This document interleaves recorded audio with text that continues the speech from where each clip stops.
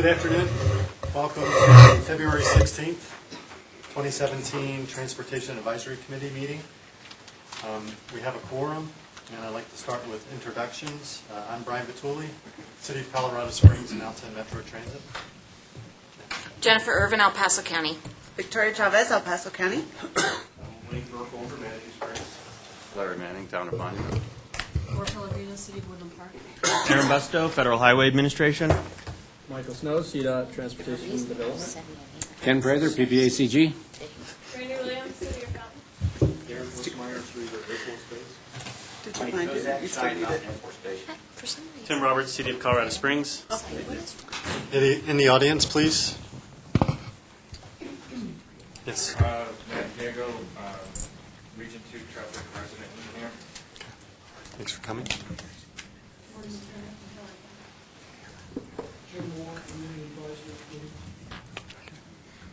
And staff, please. Kevin Reyes, PPACG. Jennifer Valentine, PPACG. Jenny Lyons, PPACG. Okay. Wendy Pettit, CDOT Region 2. Thank you. And Mark Andrew. Mark Andrew. Welcome. Sorry. Okay, agenda approval. Could I have a motion to approve the agenda, please? So moved. All those in favor say aye. Aye.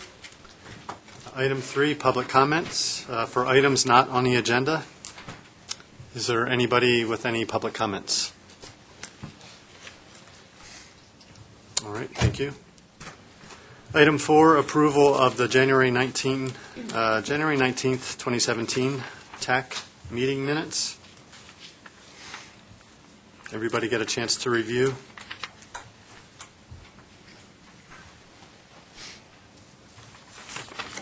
I'll move to approve.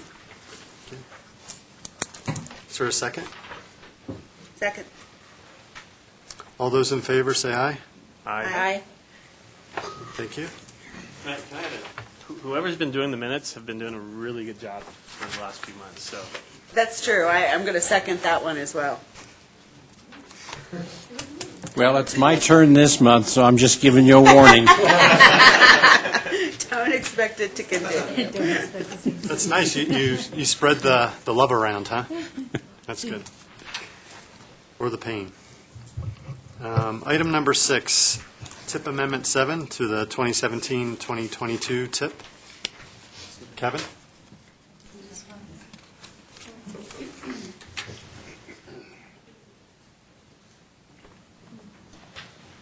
Oh, I'm sorry. I skipped the Board of Directors report. Stay there. It's going to be short.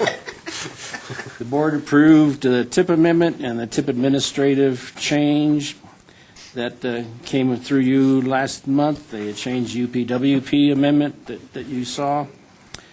They approved the release of the goal survey, and it is out. We encourage everybody to take it and to share that and pass it on.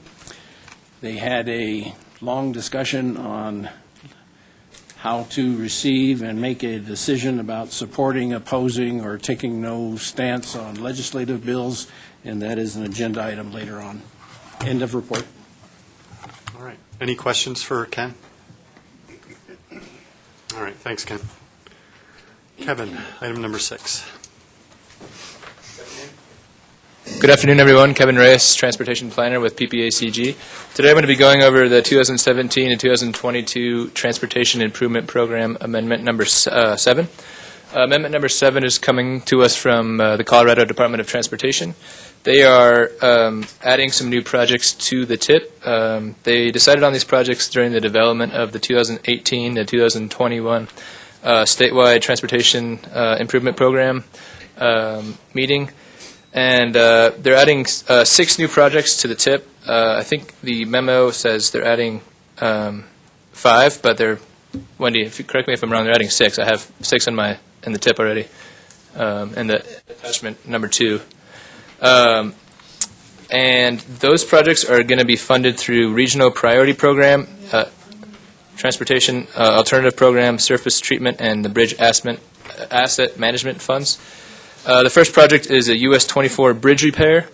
Second project is State Highway 85 and I-25 bridge repair. The third project is a Ute Pass pedestrian project.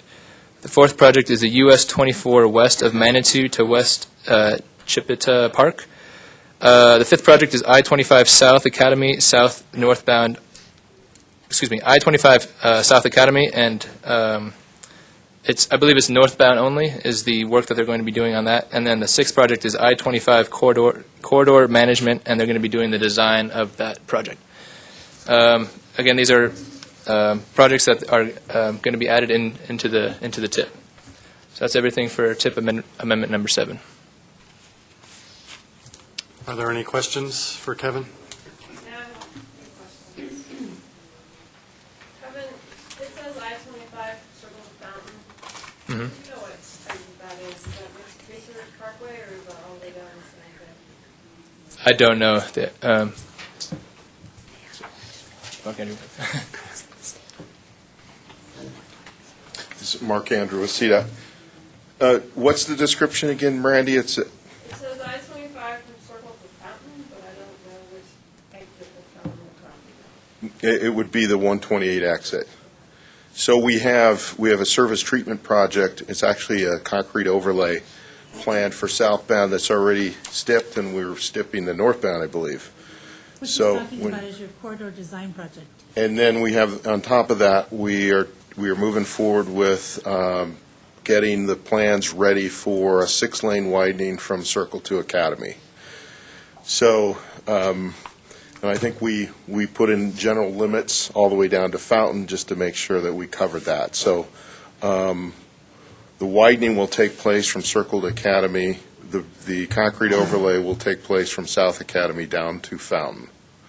Now, when you go through this process, are you designing 6 lanes to fountain, but you only have 7 lanes? Well, we're going to end up, because it's a concrete overlay or white topping project, we're going to overbuild one side. We've got to shift traffic to one side, and in doing so, we may end up overbuilding and ending up with 3 lanes in one direction. But we'll stripe it as 2 initially, but that, we're having discussions about doing maybe another environmental document to get potential widening from South Academy down to Fountain. So that's the long-term thinking. But really what the action is that's necessitating the need is the white topping project.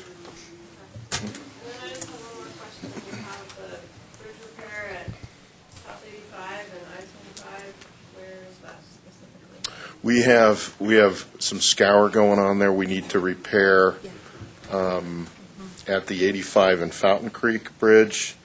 And then we also have additional repair that we need to make at I-25 and 85. So those 2 projects will be done as part of our asset management program. Okay. Thank you. Mhm. All right, Mark? Okay. Sorry, I missed you. That's all right. I know it's out of my area, but I'm just curious what the Ute Pass pedestrian project entails. He doesn't know. Ah, okay. Yeah, that's a local agency project. I can find out a little bit more about that. Or does the county might know? Maybe the county knows better. The Ute Pass project. It's one of the projects that was on the 16 in 16 list, and it's El Paso County's, I believe. Yeah, we made a TAP application, well, our Parks Department did, for that, and if you'd like a copy of that, we can provide it. No, I'm just But, being nosy. yeah, no, it's just part of that corridor. Victoria might want to chime in, she assisted with that. We'll talk later. Okay, that's fine. So is this was part of the Region 2 TAP call projects? Right, that you guys? Yes. It should be, correct. right. It's part of the overall I was trail reading, master not paying plan. attention. I wonder if this goes into like our prior meetings though, about details that go into the tip. You know, I mean, there's. We talked about this. No positioning during this meeting, Tim. All right. Thank you. Thank you, Mark. Any other questions? Can I have a motion to approve item number 6? So moved. Second? Second. That's Jennifer and Victoria. Thank you. All in favor, say aye. Aye. Opposed? Thank you. Thank you. Thanks, Kim. I just wanted to mention, I just want to thank CDOT for looking ahead. We've been talking about that southern portion of I-25, and I think that that's some great ideas, and we appreciate that, Mark. Please let your staff know. We're seeing a lot of congestion in there, so completely support that. All right, item number 7, Faster and Highway Safety Improvement Program projects, CDOT Region 2.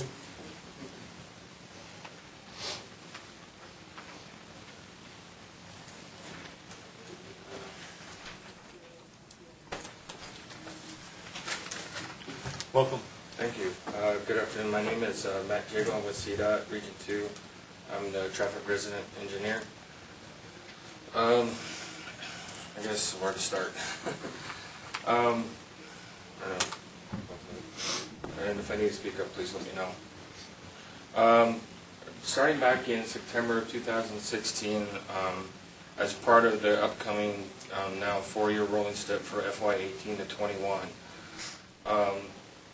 we, Karen Rowe, Jen Yu, South Program Engineer Mark, Andrew, North Program Engineer Minnie Pettit, and myself, and others, and Rob Fry sat down and started to look and at discussing future FY21 proposed projects.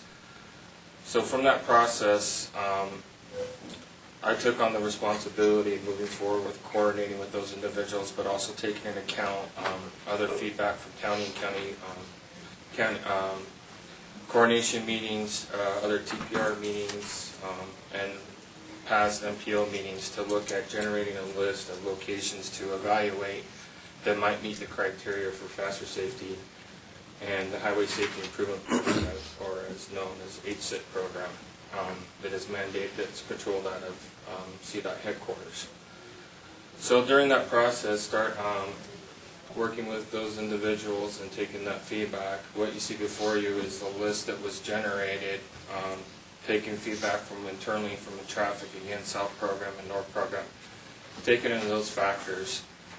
And at that time, in November and December, my group started doing the analysis, looking at taking into account the criteria that comes into play for faster safety at HSIP, to look at each of those areas and try to identify recommendations that could be, hopefully, meet qualifications for either of those programs.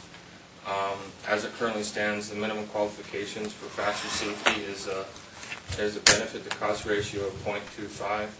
And the Highway Safety Improvement Program has a minimum qualification of a 1 with a BC ratio or benefit to cost ratio of 1. So along that line, we did an analysis trying to identify potential accident patterns, looking at each of those individual things, and then trying to narrow down what possible treatments can be done. What you see on the spreadsheet as listed are what were our findings for each location of what the recommendations and what, based on the proposed improvement, what that cost is from the standpoint of cost of design, construction, and other potential associated costs.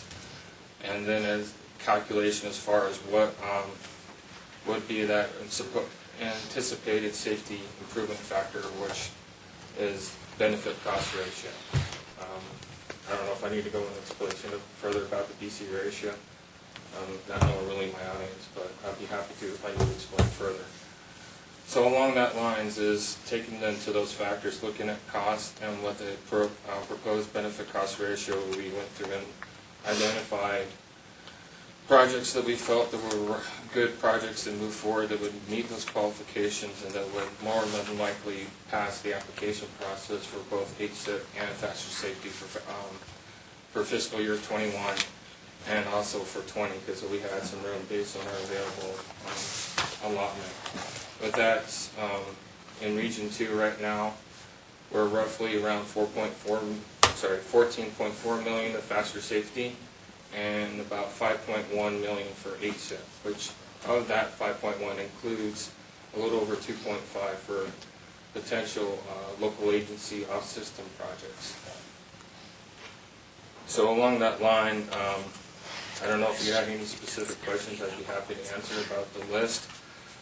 We tried to be fair, taking all consideration of balancing projects among the 14 counties in Region 2, and also taking consideration the projects that would identify and meet the Region's 2 goal of trying to improve safety and reach the overall program for faster safety and ASIP of getting down to 0 deaths.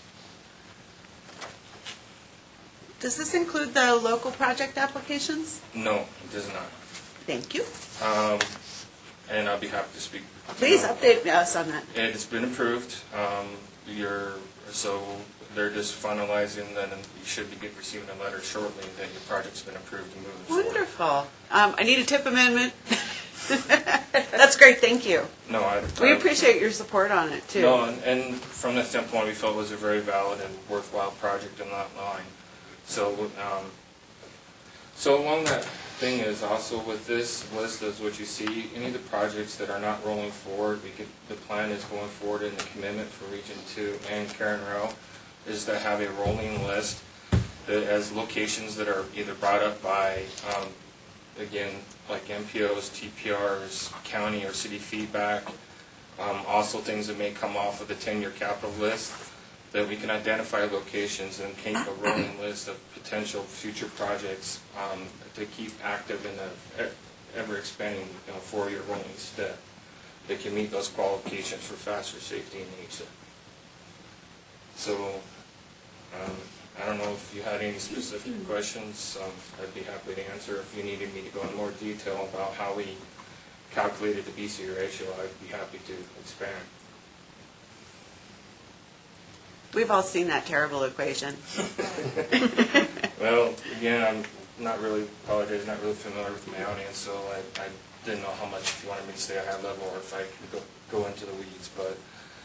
We have one question here. So your first project there, the I-25 ramp metering for 10 locations is $3.3 million. Roughly, yeah. I was wondering how you came up with that estimate, and when you're looking at the project, do you also look at the impact on the local street system? Yes, we The did. queuing and all that? Yes, we do, and it's a prime example, particularly on that project. Typical ramp metering up in Denver, to be truthful and being a traffic engineer, we call it a dummy system. It works on basically capacity and queues as far as vehicles on the main line coming across, a typical counter that would tell vehicles to go.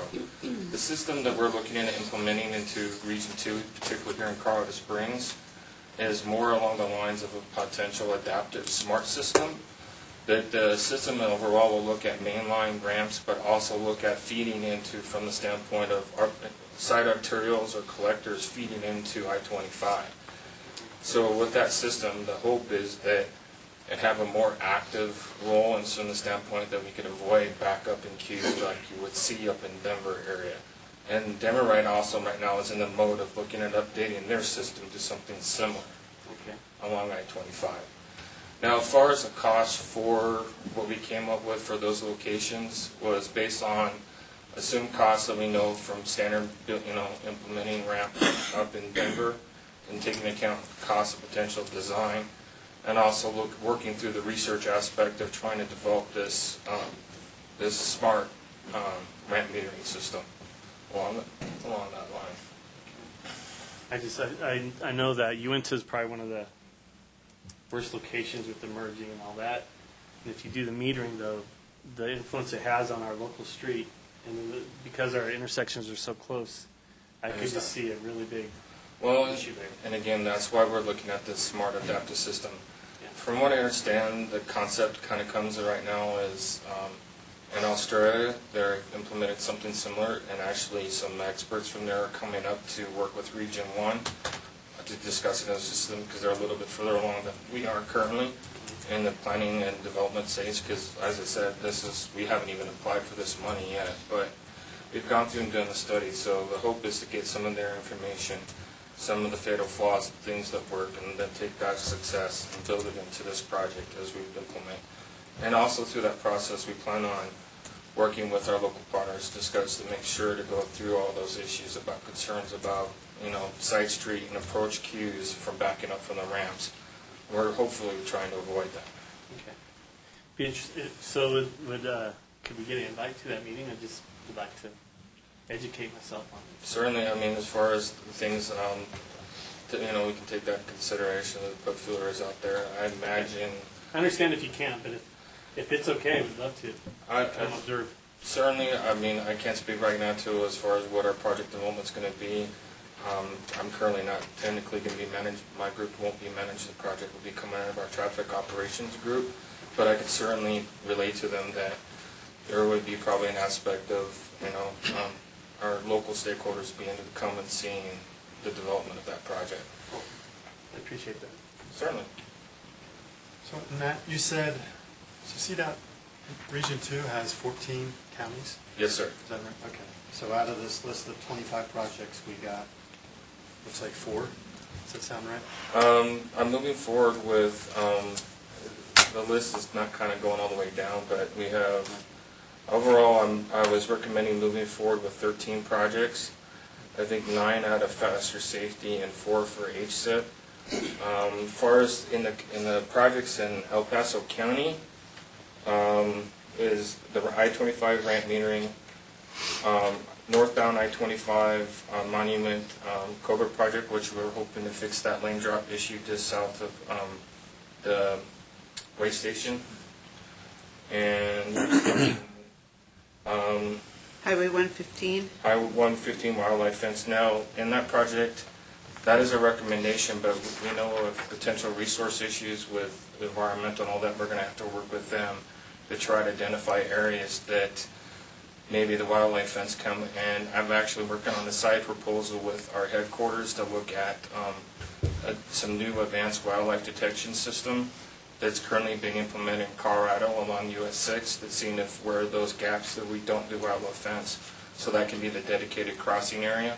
Yes, it will be a grade, but we can implement that, so that might be a companion aspect that we include with this project.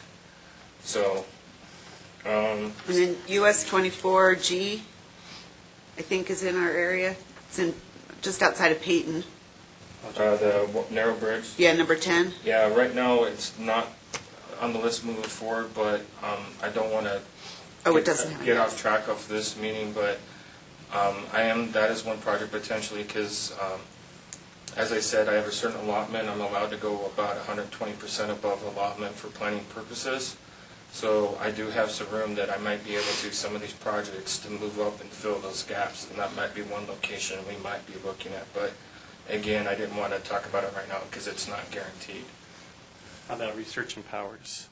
Research and Powers is moving forward, that through the process of the analysis that we were looking at, I think of roughly about 1.9 million.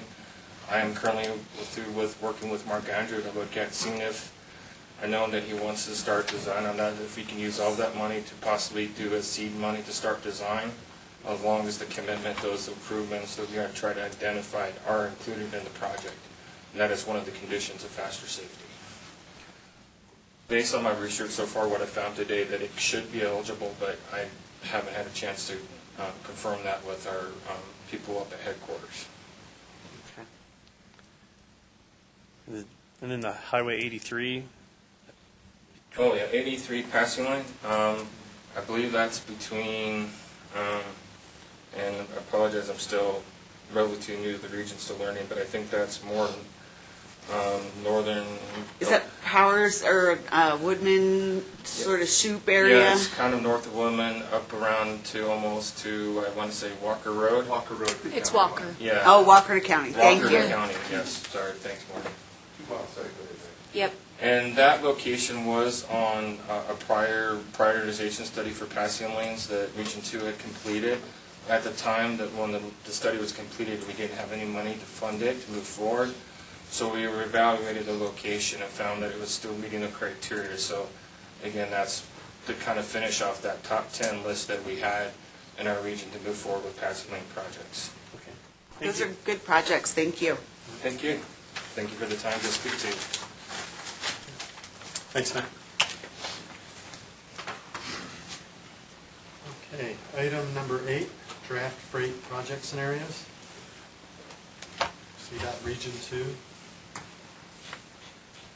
Or anybody else who would like to talk about it? Well, I guess discussion. I assumed you guys would have some questions about this. So, you guys have all seen, what's in your packet is the result of a long process, obviously. The regions made recommendations and got recommendations from MPOs and TPRs and compiled a long list of potential candidate projects. And those were submitted to headquarters. And those projects then underwent review by our STAC and Transportation Commission and input from the FAC Steering Committee, as well as, the FAC, here I go rattling off acronyms. The Freight Advisory Committee, which I think we have spoken about the Freight Advisory Committee before. And they have a subcommittee that reviewed the statewide candidate list, and based on input from all those, including headquarters staff and the RTDs, came up with a list of projects, and from their input, they essentially came down to the couple of scenario options that you see here. And the point to our talking about them here today is that this is a draft, and I'm going to do my best to kind of explain how we got to where we are, and then ask you all for input and your feedback on where this is today. I would say from what I understand of that collective feedback, some of the things that came about were that amongst the long list of projects, it was felt that they wanted projects that had very clear and direct freight benefit. They also viewed, I think that was discussed with the STAC as well, that projects that were on system would be priority. Some of the other things were there were some sort of program areas or focus areas that were identified, including truck parking, truck safety, emergency pullouts, low clearance. Those are some of the sort of focus areas. Anyway, the result of that was the proposed scenarios that you see here. So I'm here to tell you that these are draft, and just based on what you know and what I've told you, if there's additional feedback, or if there's perhaps you have feedback on the criteria, if you have feedback on particular projects that were submitted that you think needs to be reconsidered, or additional information about those projects that perhaps needs to be submitted, or even new projects in light of seeing what has been the result of this selection process.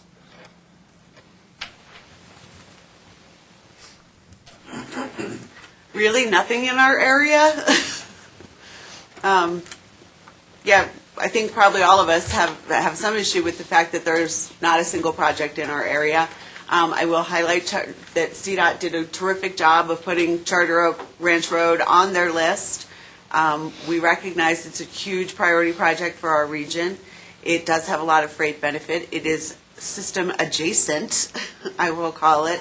But it's also to benefit our second largest employer in the entire state of Colorado. And while I don't disagree with any of the criteria used, none of those criteria encompass the fact that this is such a huge benefit area for the military, and for the fact that they really need to have Gate 19 functioning, and at this point it does not function. We have a project that is ready to go, that is partially funded, that we just need the final dollars to finish off. So I would highly suggest that we reconsider Charter Oak Ranch Road as a potential project for this list. And it would put a project in our area then. And, I'll remind everybody that the discussion was had about regional fairness and equity, and it was acknowledged, I think even here and Transportation Commission and STAC, that it's a small program, right? We're talking about $15 million a year statewide. which in and of itself makes it a little bit more difficult to have regional fairness in every year of programming. And this is a selection for 2 years. So I think you can expect to see fairness addressed as we go into future years. That's what I'm told.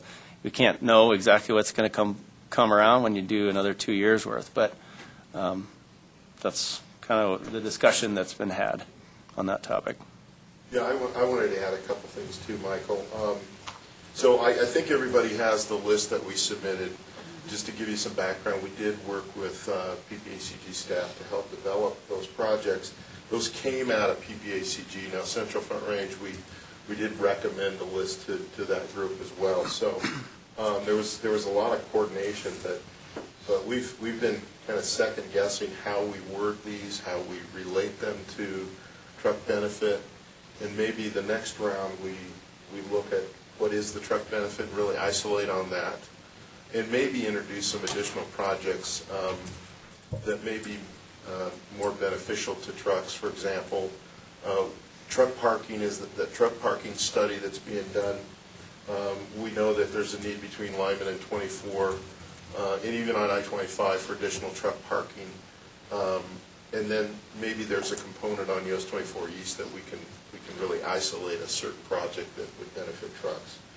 The Monument Way Station, for example, part of the long-term widening project of the I-25 gap project, that might be a good project to consider if the Department of Revenue wants to relocate the way station, and that's the first phase of that project. So next year we're going to reintroduce the new list. If this is the chosen list, this is only, what, 35 of that 85 million that's being handed out. It's a 5-year program, so that's 2 of the 5 years. So there's still 50 million on the table that we could submit. So I like the idea of, Michael, you suggested maybe it is Charter Oaks Ranch Road, but maybe we sit down and we go through and figure out how we could redefine the list, make it more attractive to the scores. So, And I will clarify, because even I muddied the numbers here.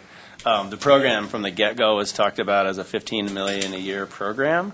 That was a projection that we received a year ago, and as of the most recent numbers that we were getting out of OFMB, we understand it'll actually be 17 and 18 million, which is why you're now seeing a list of 35 million in projects for those 2 years. In case you're wondering why 15 and 15 doesn't make 35. I've got a question. What's the submittal date for next year's round? Or can we resubmit again, or is it final for this year? Well, it's final for the 17 and 18 years, but I have heard no talk about, when will we be doing this again? I don't know. We're having enough fun with this one so far. So. Yeah. The first 2 years, projects can be selected and funded. For the last 3 years after that, they must be in the state freight plan. Project. December this year. Or December this year. So the state is developing or revising its state freight plan to include freight projects, which right now it is not. And how do we get Charter Oak Ranch Road on the freight plan? Find out. Well, that's getting underway, and there'll be, as with all other plans, there's the opportunities to have input that will be made available to this group, to STAC. There'll be various outreach efforts. I'm not familiar with the dates and exact. Can somebody just make sure that we process, get notice of that process as it gets going so that we can make sure that we have some input into it? Thank you. So this is the final list, or this is a draft? This is draft. And so there's The no chance of criteria, getting this the project scenarios that you see were what, some of the conclusions that were come to based on the input of those groups I mentioned. And based on those scenarios, this is what looked to be the best candidates. And again, all of this is really in draft form. including interpretation of the criteria, including the scenarios themselves or how we package it together, and the information that is known about the individual projects. So don't feel like everything is nailed down at this point. And let me know if I can get you additional information. There's tons of, PPACG did a study about the millions and millions of dollars of economic development benefit for Charter Oak Ranch Road. So there's, I could literally fill a notebook with information. So whatever may be helpful to get that project reconsidered for this list, because we are ready to go with a project and could really use that final piece of funding. Yeah. Well, Because I can get that number even to you of, the millions of dollars. And in fact, I don't remember, I wish I remembered what it was off the top of my head, but there's a big number. Knowing what the focus is, and that's just how I, as best I could, describe to you how they sort of gleaned a top candidate list.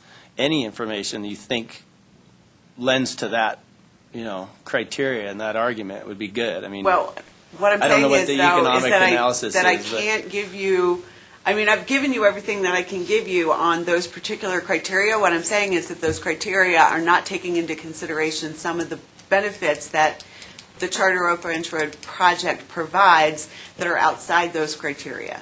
So there is tons of more information about the huge benefits of that project that don't necessarily fall within the narrow purview of those Right. criteria. And is there a way for us to get the group, the final decision group, to reconsider the project based on additional information outside the criteria? Right. Well, just as some of the examples, you have your Research Parkway, Highway 21 project, and that being clearly a project with enormous benefit, right?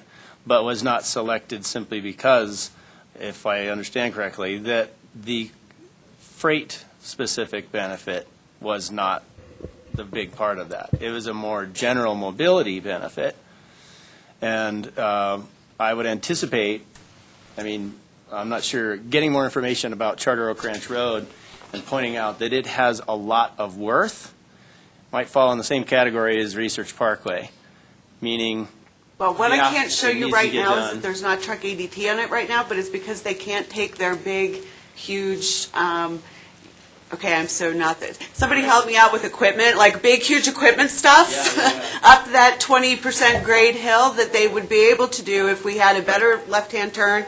We didn't have that 90-degree turn, and we didn't have that huge incline.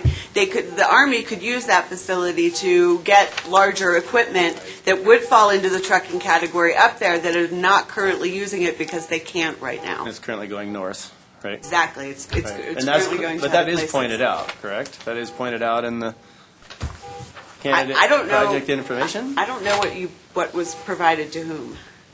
I don't. Anything provided to the region folks and submitted, I think, was forwarded. It wasn't in doubt, so. Okay, so are you I'd have to taking ask input or Rob. not, Michael? Yeah, I'm taking input. Okay, I'm just helping you understand. I'm going to put together then some information and provide it to you in email so that you can submit that, Okay. so that we have additional information. How does that sound? Yep. Okay. Perfect. I thought we were providing input. I guess I got off track. Mr. Chair. Would you be willing to share all the details with the rest of the TAC, Victoria, of what Charter Oak Ranch Road needs, its deficiencies and such, so that, as a TAC member and in prioritizing this within the region, I can understand it a little better, because I'm looking at it here and $15 million, I just don't know what all that entails. I'm curious. I can get you the Tiger grant that we put together, and it lists what we're doing, the benefits that it goes through, the environmental, the cost benefits, the economic development benefits, all of those. No, I'm not questioning the benefits. I'm wondering what the needs, what are the specific needs, like, I heard an 8% or 6% road? I think there's a 9% grade on that, 10% grade on that. There's a 90-degree turn. It's got a pavement quality of about 21 out of 100. It's How long is the project? Those are the kind of. 1.1 miles. We So can 15 sit million and, for a mile? there's putting in a roundabout, it's, dealing with that grade, there's no curb and gutter, there's no drainage, you and I can have a conversation about Charter Oak Ranch Road later. I think it's pretty clear that the board and that the military have this as a huge priority, but I'm happy to provide you the details at a later time. I just was wondering if the rest of the TAC is interested in that too. Yes, we are. Well, I have all the information. I mean, I'm sitting in on the committee to get it done, so Yeah. it's very beneficial to count that. It's very beneficial. And I'm not questioning its benefit or any economic or anything. I'm just trying to understand the costs. And yeah. Well, there's a lot of utility relocation that needs to take place. There's drainage. It's essentially taking a dirt road that was built not to any specific criteria and making it so it meets criteria and is safer than it was. And who is the second largest employer that this is servicing? The second largest employer in the state is Fort Carson. Oh, so it's for Fort Carson. Yes. And you're right, there's right-of-way impacts as well. We have to buy right-of-way. Michael, what happens next on this draft? Well, I think there'll be some discussion at STAC tomorrow, and I believe I understand there's some drafting of even, like, you're getting writing, is it next week? Yeah. You're right, it's next week. So the packet would come out tomorrow. I know they're drafting out a more clear explanation for the criteria, some of the rationale, and, specific sort of focus areas about that. So we'll see something in the STAC packet that'll be delivered tomorrow, and then discussed for, next steps will be discussed by STAC. I don't know, Wendy, do you happen to know what was targeted right now as the eventual decision time frame? Let me see if I can find out, and I'll let you know. So I didn't lead this effort in the region. Rob Fry was assigned this job, so I have to be honest, I didn't keep up with all the details, just the things he needed from me, so I can't speak to that, sorry. We'll just come back to that. So my This- understanding, even though it's a I draft can't say. list, even though it's a draft list, I think this may be the final list. I hadn't heard that. So we can find out, but I don't know if we're going to introduce any more changes to the year one and year two. When you say draft list, is 85 million still on the table? I think it's not. I think only 50 million is still on the table for years 2 through 5, or 3 through 5. So, but that would be good to know, because I think we're not going to get any money out of the first 2 years, it looks like. No, I'm told that is not a final decision. Okay. These scenarios, I mean, as you can see, there's 3 lists here. So obviously, we're in draft form, and we're still looking for input. None of these lists have any PPACG or Central Far Range projects on them. So if the lists are the lists, we're not going to get a project on that. And the statewide list doesn't have all of the locations identified, so I was told that until that is figured out, that we won't know that there isn't anything in this area. But I appreciate that, Mark. I don't want to put together a bunch of work if it's not going to do Well, any good. I think it would be beneficial for the next round, And- That's what's in here. And that's maybe what we need to focus on too, is try to get it reworded and really identify that freight Right. benefit and really make it stand out. I guess I assumed that was known. So work to be done. Michael, do you know how this list compares to the list that CDOT put together at the direction of the governor to President Trump in regards to our strategic priorities in the state of Colorado? I'm just wondering, I mean, we know that there are high-level strategic priorities in Colorado, and I know that the governor directed CDOT staff to put that letter together for President Trump, and I'm just wondering how this list compares. I mean, this money is available now, and I'm just wondering, are we putting our money in our highest priority projects? Can we get a copy of that list? I don't know if it's been put together or not. I just I'm know not- that it was directed to by the You're governor. saying there's a list came from the governor? No, direction came from the governor, I understand. There was the presidential executive order in regards to some things, I forget the name of it, I'm sorry, maybe somebody else can jump in, but, and the governor directed CDOT staff to put together something to put together for President Trump. Is that, So what we have is our 10-year capital list. Yeah, I was going to say, that's what we stand on. That's what that is. And those priorities came from PPACG. That 10-year capital list was reviewed by PPACG when we put that together a year ago. So that list still stands as the $10 billion or billion, or $10 billion over 10 years, or $1 billion a year that we're short. And so I think that's what's been communicated to DC is Colorado is about $1 billion short for the next 10 years to deliver this list. And again, that includes PPACG priorities. But with that, we took those lists and recommended off that list the freight corridor projects. Now there was others added, smaller projects because it's a smaller amount of money. But for example, research is on both lists. And so I think the PPACG staff and CDOT came together and said, look, let's make sure that we have on the freight corridor list our priorities as well. But again, those freight corridor projects came from PPACG because they were asked, because they're an MPO, to put their own list together. And so we married that list, but we advanced. Because we had For Charter Oak example, on that Charter list, yes. Oaks Ranch Road was their top priority, so that was advanced to the final list. And there were a couple others too. I don't know if that answers your question. kinda, thanks. Well, so Aaron pointed out to me that perhaps I skipped over something that I was assuming everybody understood, and that was what are these scenarios? Does that, anybody want to know, what is scenario 1, scenario 2, scenario 3, and the thinking behind them? I just figured that out. I was wondering how this list was sorted or prioritized, or whether they were priorities, because it wasn't by region. And then I finally saw that each page has a different scenario. Right.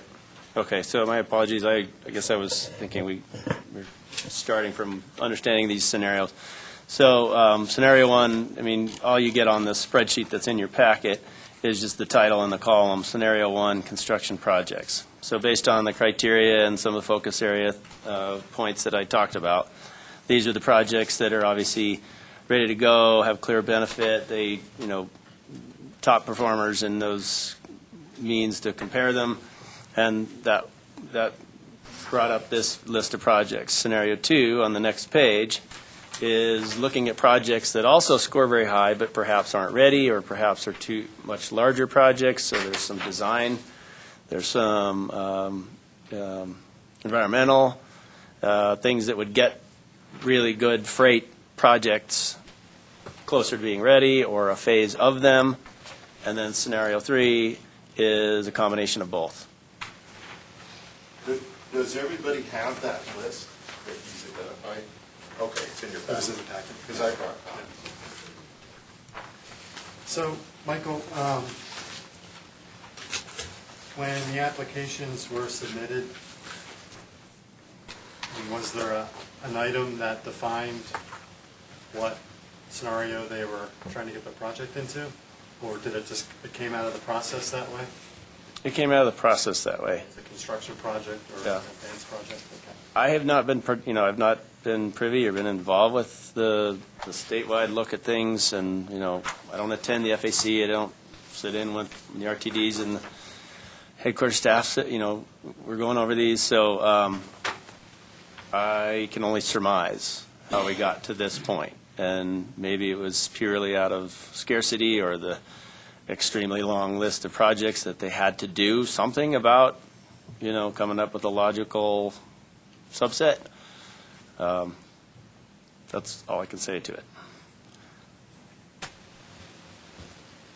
All right, so where are we? Victoria, are you? I've provided my input if it's being accepted, so. But I got it all written right now, down here. It's a Got it all draft written down list here, or a Victoria. final draft list. That's still in question, right? Whether there's an opportunity to comment? Okay. All right. And Michael, you're going to check on that? Yes. Okay. All right. Brian, I have a few more questions. Sure. So for the first 2 years, did you have to be part of the state rate plan, or could you just be a project anywhere at any stage? You didn't have to be part of the plan. Correct. So now in order for us, and we didn't make the cut in the first 2 years, so in order for us to make the cut in the next 3 years, we have to get any project that we want to make the cut on the state rate plan, correct? Correct. Do we all know how to get on the state rate plan? I know I don't. Well, that's being, right, that's being developed, so. Scott has promised to get us Right. that information, though, so that we'll know how to participate. I'll get you information about the expected timeline and when your opportunities will be to get involved with the state freight plan itself, and also get information to you exactly what's going to take place, timeline for deciding on this current National Highway Freight Network freight program. And then some of the scenarios say statewide. Is there any chance we could get some of the statewide funding? Yes. And that's what Wendy was speaking to. The locations are not necessarily known, so one of, statewide programs are, let me remember, one, truck parking. So we're looking at, obviously, a long list of locations where that is viable, but it's sort of, it needs a system-wide analysis to identify the best candidates. What are some of the others, Wendy? Help me. Signal prioritization, truck ramps. Low clearance, there's low clearance improvements needed. Safety hotspot, right, commercial safety hotspots. So is there, I think that covers them. do you need anything from us so that we can be evaluated in that process? Are we lacking any information that you don't have? Right. to get some of those folks? That's a good question, and I've not heard about, that would be something we'll be, the next thing in the next selection. That is the next selection, right? So it's yet to be determined, and I'm sure that there will be opportunities to look that over about the rationale behind them, how we might evaluate the locations, but I don't know the timeline of that. I don't think, honestly, I would get a lot of a timeline on that yet, simply because we're in the middle of this one. That information in hand right now, or will we have an opportunity to get that to you? Yeah, we're talking about a good time in the future. I mean, the process is not even really underway. No. Those are program areas that the Freight Advisory Committee identified, right? So they said there's statewide, there's collections of here's the biggest issues to freighters, and those sort of statewide programs then have been identified, but not where. Anybody at the table could probably name off a few locations that are their big pet peeves, but it needs to be broader than just some commercial freighters, whoever is there to tell you which locations are important. And as with anything else, we want input from our planning partners, yourself, and STAC, and so forth. So once you pick a scenario, that'll outline if any of those statewide pots of money are available, so at least we can start thinking about it at that point. Yep. Yep. Anything else? State rate plan considered Truck tipping? I'm sure it does. I'm sure it does.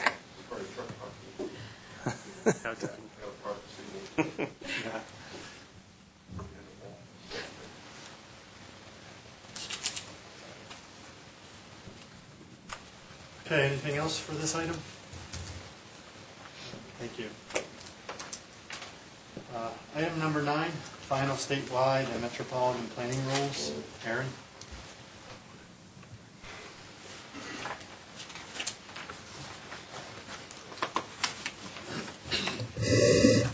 Thank you. So I wanted to take some time to review the new federal regulations for planning. You should have in your packet it looks like you guys have the whole thing. You have all of 23 CFR 450. So we're going to This was the packet. yeah. All this was the packet. Good. Thank you. Good. There's been a couple of changes. I think I want to highlight some of the changes that you'll notice at the TAC in the metropolitan planning process. Those are probably the most important ones. There was a couple of other things I'll point out. This came out in May 2016, and it gives you 2 years to phase this in.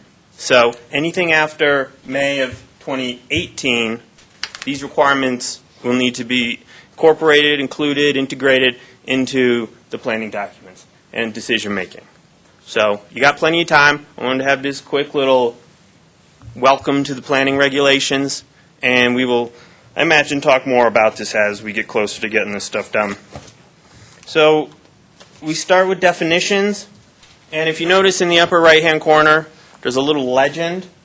Yellow highlights mean it's brand new.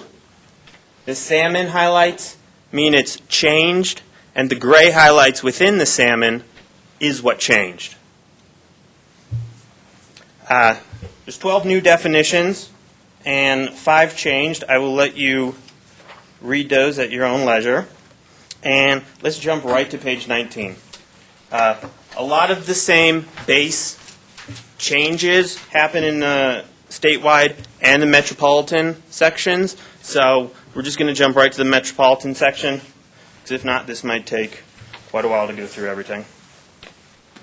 So the first change is the purpose of the planning process. You'll notice the gray highlights the performance-based multimodal transportation planning process. Can someone scroll up to page 19 on the screen?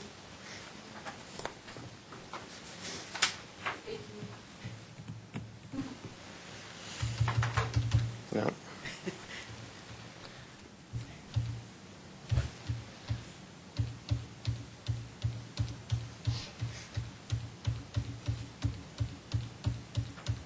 I want those slides.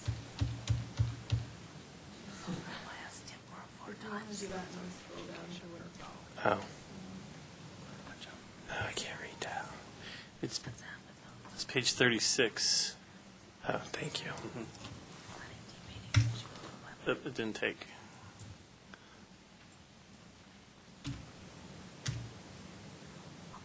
Apparently their 6 doesn't work.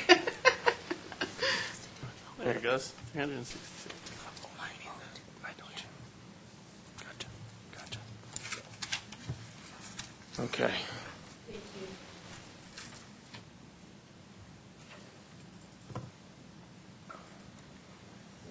So here we have the inclusion of performance-based, which we'll get more specific later on.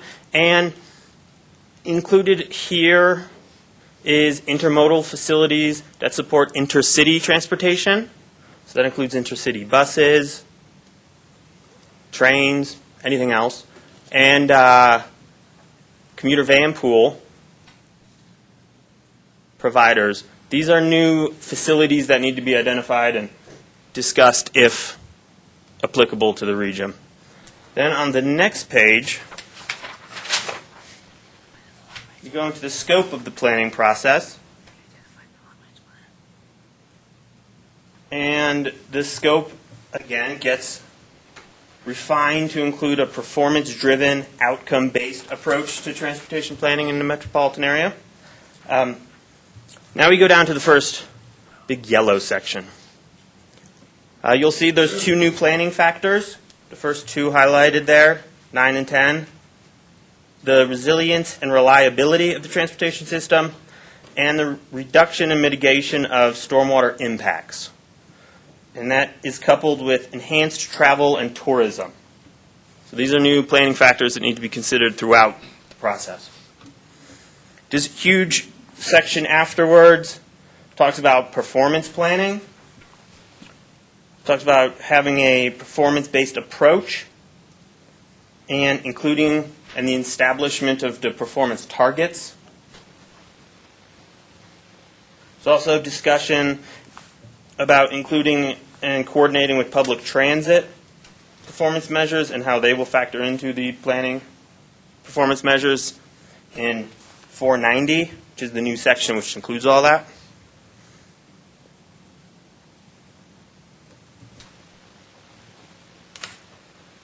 And there's a list of other statewide plans that include performance elements.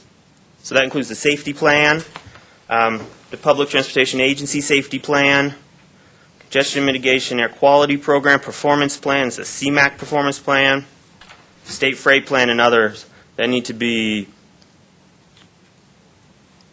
integrated to a certain extent. So, let's see.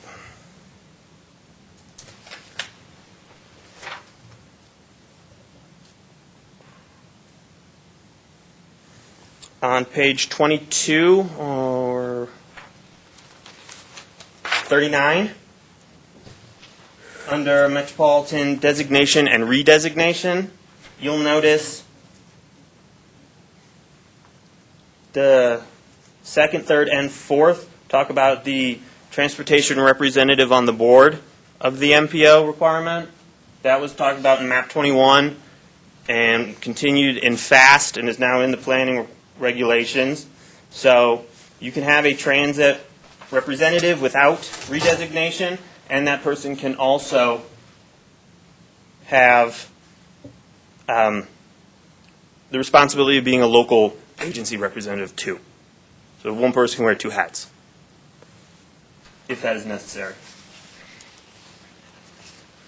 Do you want to bring that up now?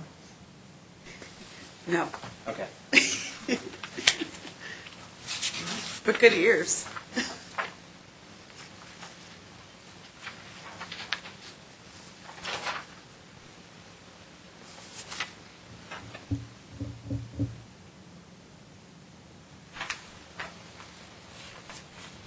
So, page 24. So when considering the boundaries of the MPO, the definitions expanded a little bit, that it now foster an effective planning process that ensures connectivity between modes, improves access to modal systems is a new element, and promotes the overall efficient transportation investment strategies.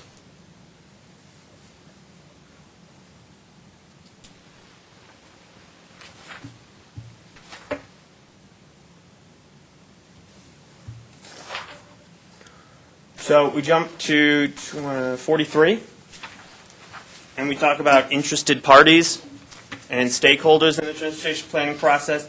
So now this has grown. You'll see that they've switched the word citizens with individuals. They've included public ports, and we will be checking that one very carefully. And as mentioned earlier, private providers of transportation, which includes the intercity bus operators, carpool programs.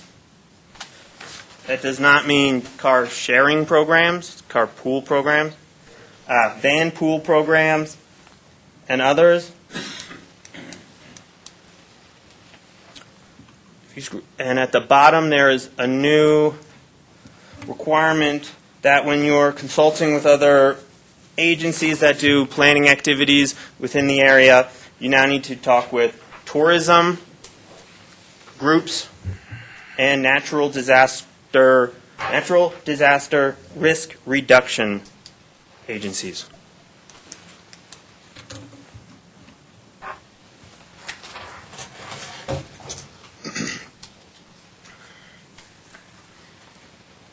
Aaron, what section, you just covered this a second ago, what section was the board representation that you talked about? Page 22.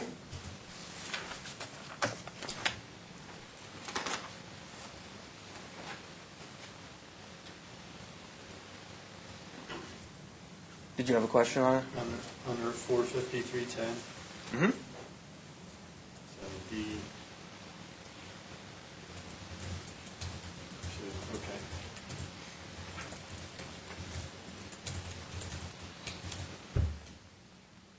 No, thank you.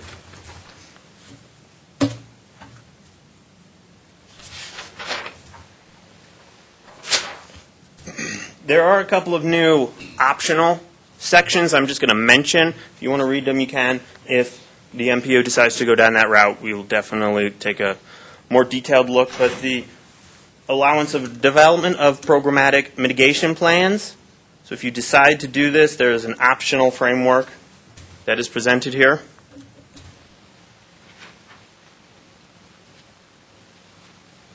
The congestion management process on page 29/46. So including what it already has, it now gets expanded to what we've talked about before, the intercity bus operators, employee-based commuting programs, transit benefit programs, parking cash-out programs, and others, and job access projects.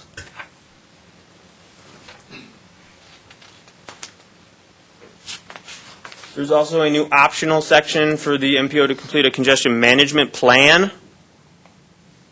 So use the acronym CMP wisely, because now it'll be a process or a plan. That's optional if you decide to do that. Is there a benefit? Or what is the benefit? Is there funding along with that, I guess? There isn't. That's a good question. What the benefit is. A lot of the stuff you do in the CMP you need to include in the plan anyway, so I think it's more using that to directly make a plan for projects and such. Okay. But I've not heard of any MPO really going down that route, so we don't really have any examples or anything to look at yet. Okay.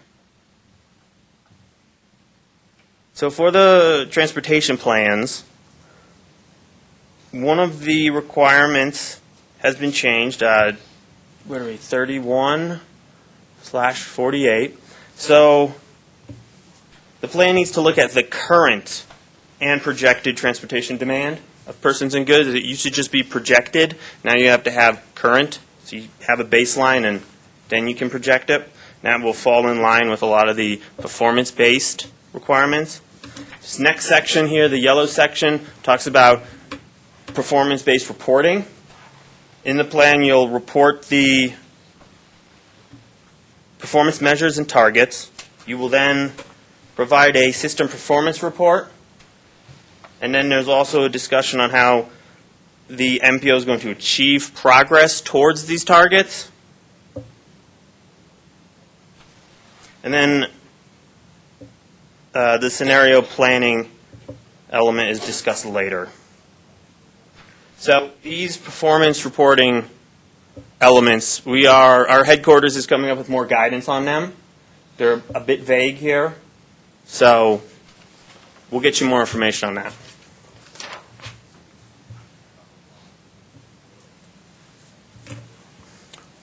So while still talking about what needs to be in the transportation plan, under transportation and transit enhancement activities, this includes intercity buses that may play a role in multiple things.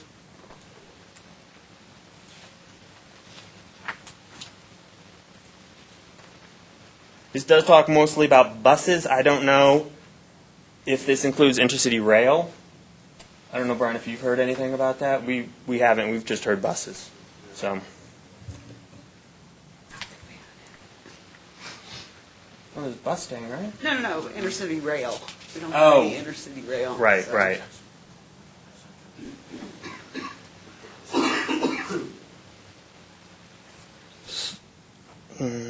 So this, page 33, page 50,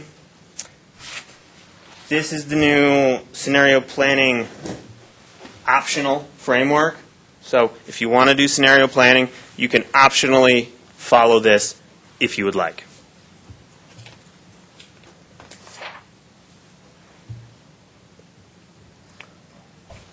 Now, the nice thing is only one thing changed, was added to the TIP. So the TIP process now includes how the implemented performance of the TIP projects will affect performance measures.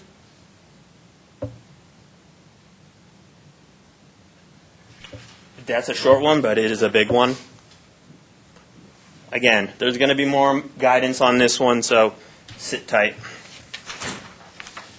And that wraps up some of the major changes that are really going to affect the process. If you want to scroll all the way to the end, or flip, you have the phase-in requirement. So the planning regulations have a phase-in requirement of 2 years from May 26th or 28th of 2016 to 2018. So anything after that needs to be new planning regulation, FAST Act compliant. You'll notice there's a lot of language in here. It separates the requirements for the planning regulations and the requirements for the performance measure / performance target phase-in. Those have different phase-in dates depending on when they were actually finalized. Currently, we only have the safety performance target finalized, and that one, I think it's the end of the year it's due. It starts, right? Ken, you know? Is the safety performance target due at the end of the year? Right, because CDOT's got to have it by June. So that one's coming up soon. Yeah. But none of the other ones have been finalized, nor can they be talked about. So yeah, any questions? Okay, yes. So, a couple of questions. There's a lot of like optional, you know, if you choose as a region to do this or that or the other. Yes. Why would there be an option? Is it because it's coming down mandatory down the road, do you think? And this gives you advance warning to start preparing to structure things in that direction? No. Just, I mean, because some of it sounds like more work. Well, the two big things are scenario planning and programmatic mitigation plans. The programmatic mitigation plans I haven't read too deeply into yet, but I imagine it wants to line up with some NEPA stuff and PEL stuff. So it needs to align itself with other ongoing federal processes. And the scenario planning one, we have this option because we also want to highlight what is now necessary in scenario planning. And when you get home tonight and you really want to read it, you'll see that it talks about how you line up the different performance targets in each one versus the investments in each one. So it's kind of giving you that framework of these are the things you should include in scenario planning, which includes the new planning requirements. So I think it's more guiding to say if you are going to do these, here's what you need to do, because there's very critical elements. You could do scenario planning but not include performance targets, but would you really be able to judge the scenarios if your planning process uses performance targets and performance-based planning, but then your scenarios don't have them? So, and are these set in stone, or is there any chance the new administration is going to change any of this? These were finalized in May 2016, Okay. so they're final. Okay. If any changes were proposed, they'd have to go through an entire process of the notice of proposed rulemaking. Okay. So there are some now currently under the regulation freeze. Those were approved after, I think it was December 20th or something, that are being reviewed. And I do not know what is going on with that process. Okay. And then another question is, are some of these going to require a UPWP amendment? Have you guys looked into that? I haven't dug into the details, but we'll be creating the UPWP. No. Okay. Just seems like some of these are due before the end of the year, though, right? Not this year. They're due in May of 2 2018. years. Yeah, 2018. Well, a year and a half now. Okay. That's it. Okay.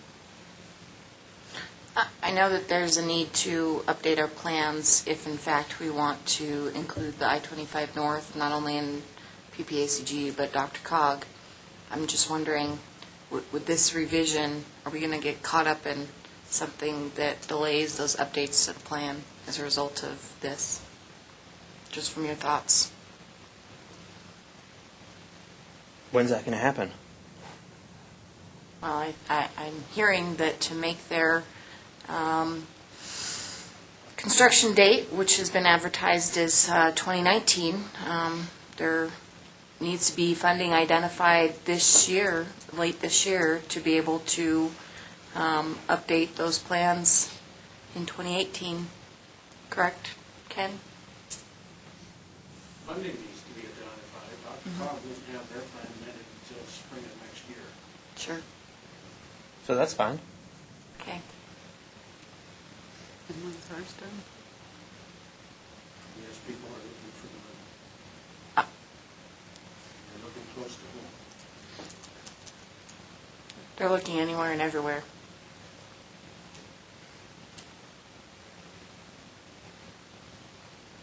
Aaron, I do have a question now. Mhm. So this item on page 22, sorry, item 1, so this was put in with map 21, that there be a board representative, a public transit representative on the MPO board, and we have that now. So what exactly is this change saying that's in gray? I mean, Well- we have one elected official, a council member, who also serves as the public transit rep on the PPACG board. Uh-huh. So what is this saying? Because this line II says that there was a change. The gray signifies a change. And I thought that's what we already have. So I'm just confused about. Maybe we're already in compliance. Craig changed it early, was what happened. Well, Well, yes, they did it this because of map 21. this came Right. through map 21 Yep. in the United States Code. This, the CFR wasn't updated till this past year, so the regulation, the law passed through fast and was clarified here in the regulations, which was some of the sticking points for many MPOs around the country of having the public transit provider also a local entity. So here it clarifies what that requirement is, and that there is a requirement to have representation of a local transit provider. So I believe it used to say just that first half, so official public agencies that administer or operate major modes of transportation. Now it clarifies by saying including representation by providers of public transit. And then item 3, II, says that it could also serve as a representative of a local municipality. Mhm. So we're covered. We're good. Okay. All right. All right. Thanks. Any other questions for Aaron? Thank you for doing this. You're welcome. No, thank you.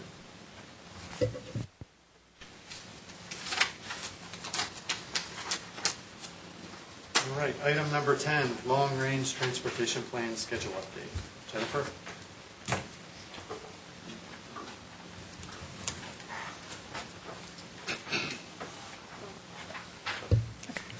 Good afternoon, Jennifer Valentine, Transportation Planner with PPACG. So the Federal Register is always a tough act to follow, but I'm going to do my best here.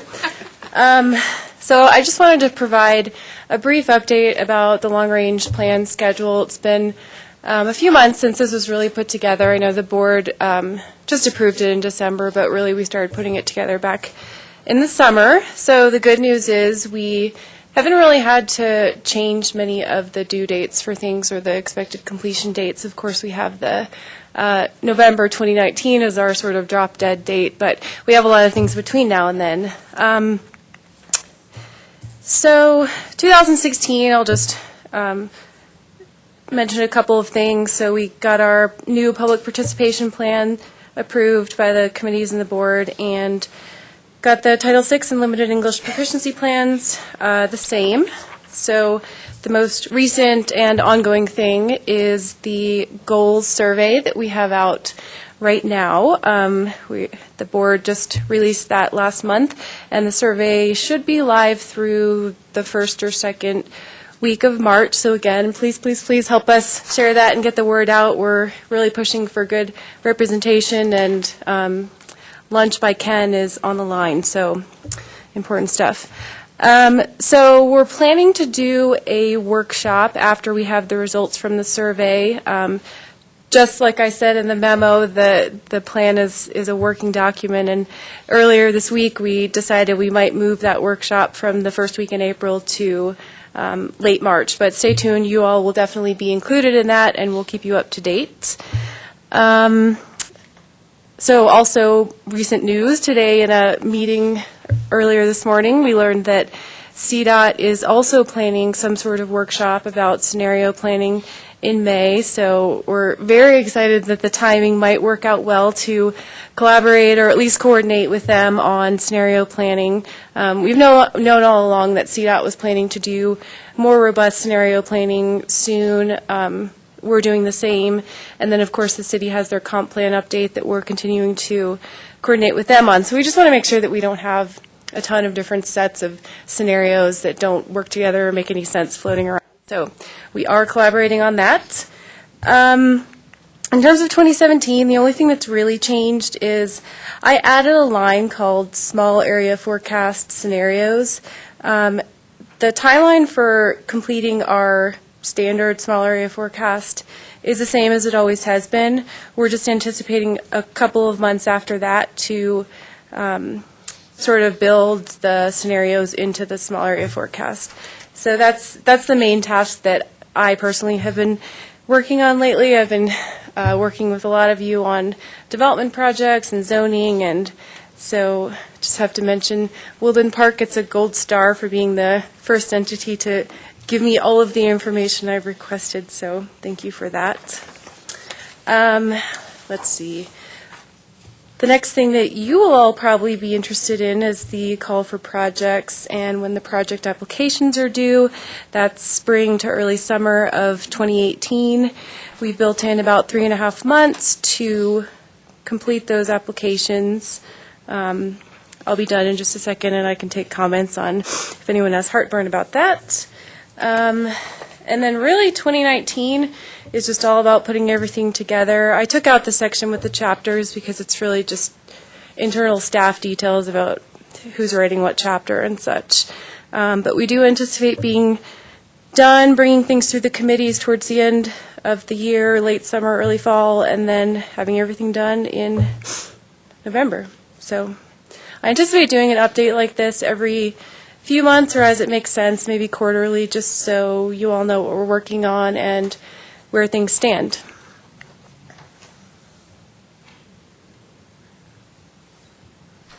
Any questions for Jennifer? Can I ask a question to Ken? Sure. Given what we just heard about the scenario planning and it being optional, what do you see as the benefit of us doing scenario planning when in the past that we've done them, they haven't really shown very much difference in, actual project selection? The object of scenario planning, as Craig envisioned it, and that's where we're at right now, was to identify 2, 3, or 4 possible futures and try to look for common projects or projects that would most likely benefit under each scenario. We used to have one adopted scenario because for air quality conformity purposes, you have to have one number. But now that we don't have that conformity requirement at that detail anymore, we've got the luxury of developing, instead of one preferred scenario, we can say, here's 4 reasonable scenarios. And looking at these, this project will do well in 3 of them. This project will only do well in 1. So part of it, and we need to work out the details and concept and bring it through you for some fleshing out, is does that impact the projects we're selecting? It's a kind of a risk assessment. If you've got this project does wonders for the environment, but only under one possible future. This project does wonders for the environment under three possible futures, that kind of an approach. Now, maybe in the past, the scenarios we picked weren't different enough to reflect a difference, or maybe the projects we picked were great for any and all possible futures. So that's what we want to look at.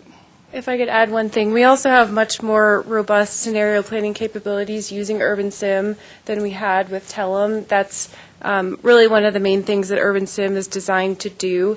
And without actually having the screen up here and telling you how it works, as you're going along and putting in development projects and zoning and constraints and such, you're basically putting in tags, kind of like you would in, Instagram or Twitter or something, like a hashtag that then gets associated with a scenario. So it's really easy to kind of group things in different ways and turn them into the scenarios Ken described. Thank you. Jennifer, I just wanted to say for the transit plan, our intent for this year is to develop the scope and get the process started for a consultant, and then probably conduct that in 2018. Okay. So it should, may go into early 2019, depending on how long the process. But Okay. Yeah, keep us posted on that. We do want to collaborate, and we could gladly turn your light gray hash into more real dates if you, yeah. all right, anything else? All right, thank you, Jennifer. Item number 11, priority project list. Ken? At the last meeting, I handed out at the meeting, so if you weren't here, you didn't get it, the material that's in your packet this time.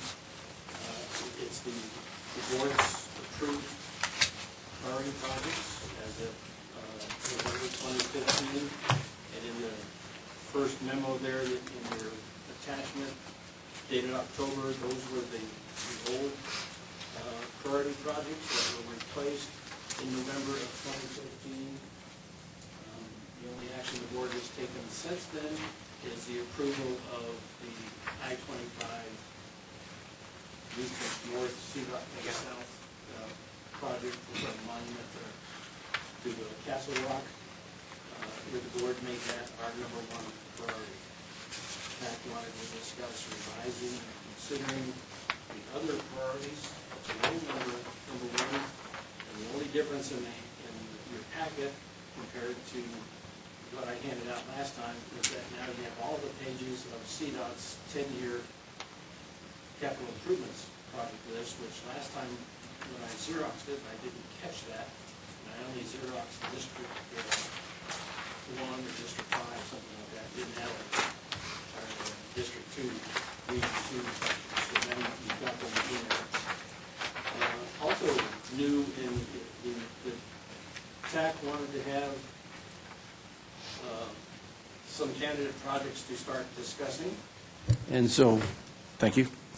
The request was sent out to submit projects to be considered. You have that also in your packet. Woodland Park, Daniel Munn no longer works for the city of Woodland Park, so the mayor reached out to me after, had a discussion with him after our memo packet went out. So if you would please add to the project list, it'd be the Woodland Park diverter route study. Just the study? Just a study. That'll be $2 to $3 million.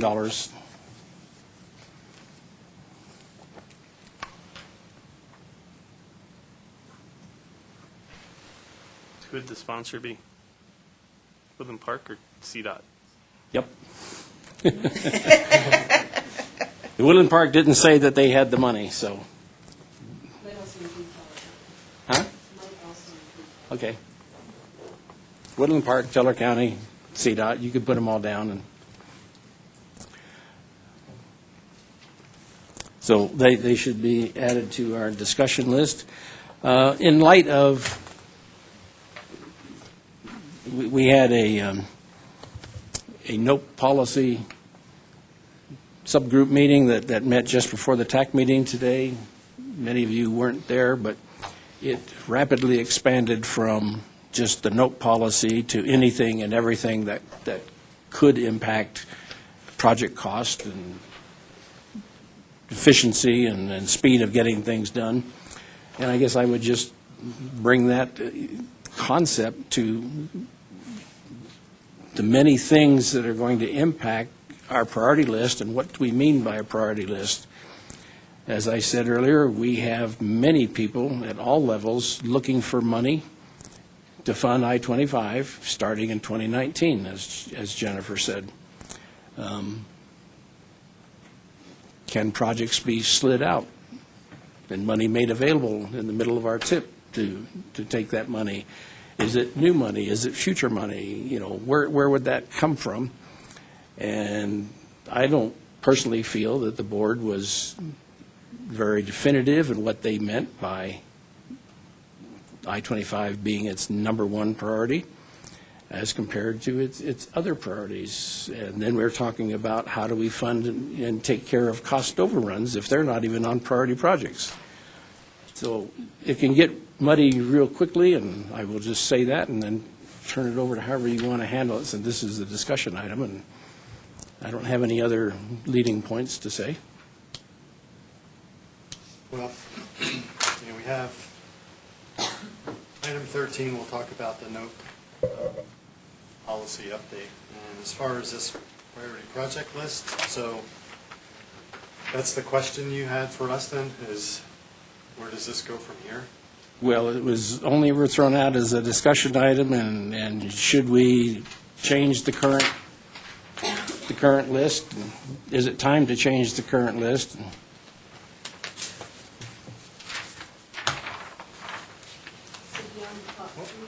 Is it prioritized? No, Is it being prioritized in the top three? no. Just been a bulleted list. Well, we have one top priority, and it's I-25 North, and everything else just falls underneath that. Yeah, I think in what the board approved, after you're looking at the old list that had the top 1, 2, 3, and then the bullets, that was their prioritization. The bullets were not prioritized, except they were below 3. And then after that, you wound up with a 2-page spreadsheet. Now, some of these projects were in the 2040 plan and some were not. And their only prioritization was for those in the plan. And now they do clearly have a number one priority, which is not in the plan. And can you tell me, Ken, is the Woodland Park Reverse study in the plan? Yes, Is it funded in the plan? partially. Partially. And I believe it was in the list that the board approved previously of the, 20 projects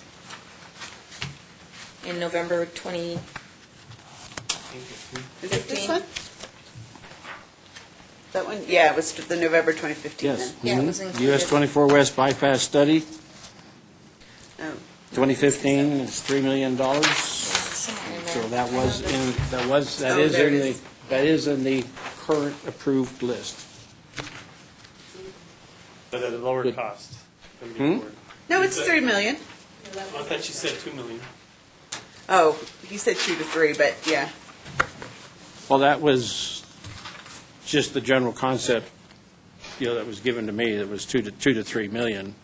That's not the amount that's in the plan, so if and when this moves forward and actually was to be done, we'd have to put it into the tip and put it into the plan, and change the amount in the plan for the correct amount. But it is in the plan.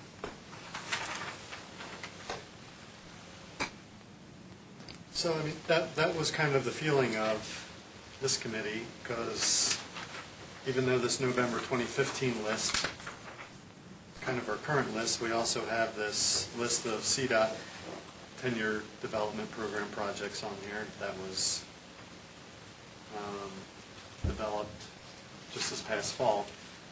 So, I mean, I think that has been the leaning of the committee was to kind of update it and reassess priorities, right? What the current high priority is, the I-25 widening in there in an official list, and then reassess or reaffirm the other priorities, right? And that's what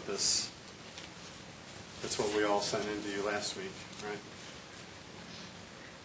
So, yeah, I'm sorry. So, I mean, I would think that we just want to continue the momentum and send this to the board as a discussion item. And go from there. What do you want me to tell the board? Just that we're talking about it, or are we ready to take it to the board? Well, I mean, you're going to mention it under your report, but do you want it as a separate agenda item on the board? Well, I think before we go any further, I mean, we don't really even know how we're going to be paring down this list. Well, Are these projects going to be evaluated with certain criteria? And, I mean, we're not really there yet to figure out the details, but I think it should be mentioned that we are working toward this and at least get head nods from them and that we're moving in the right direction. Brandy? So we want to wait till we finish the goals and with that survey process and then some of the rest, would that be helpful? To wait until that particular process is complete and then let the board know that we think this is important, but then we're not going to fully tackle it until we hopefully carry down those goals. That's a good question.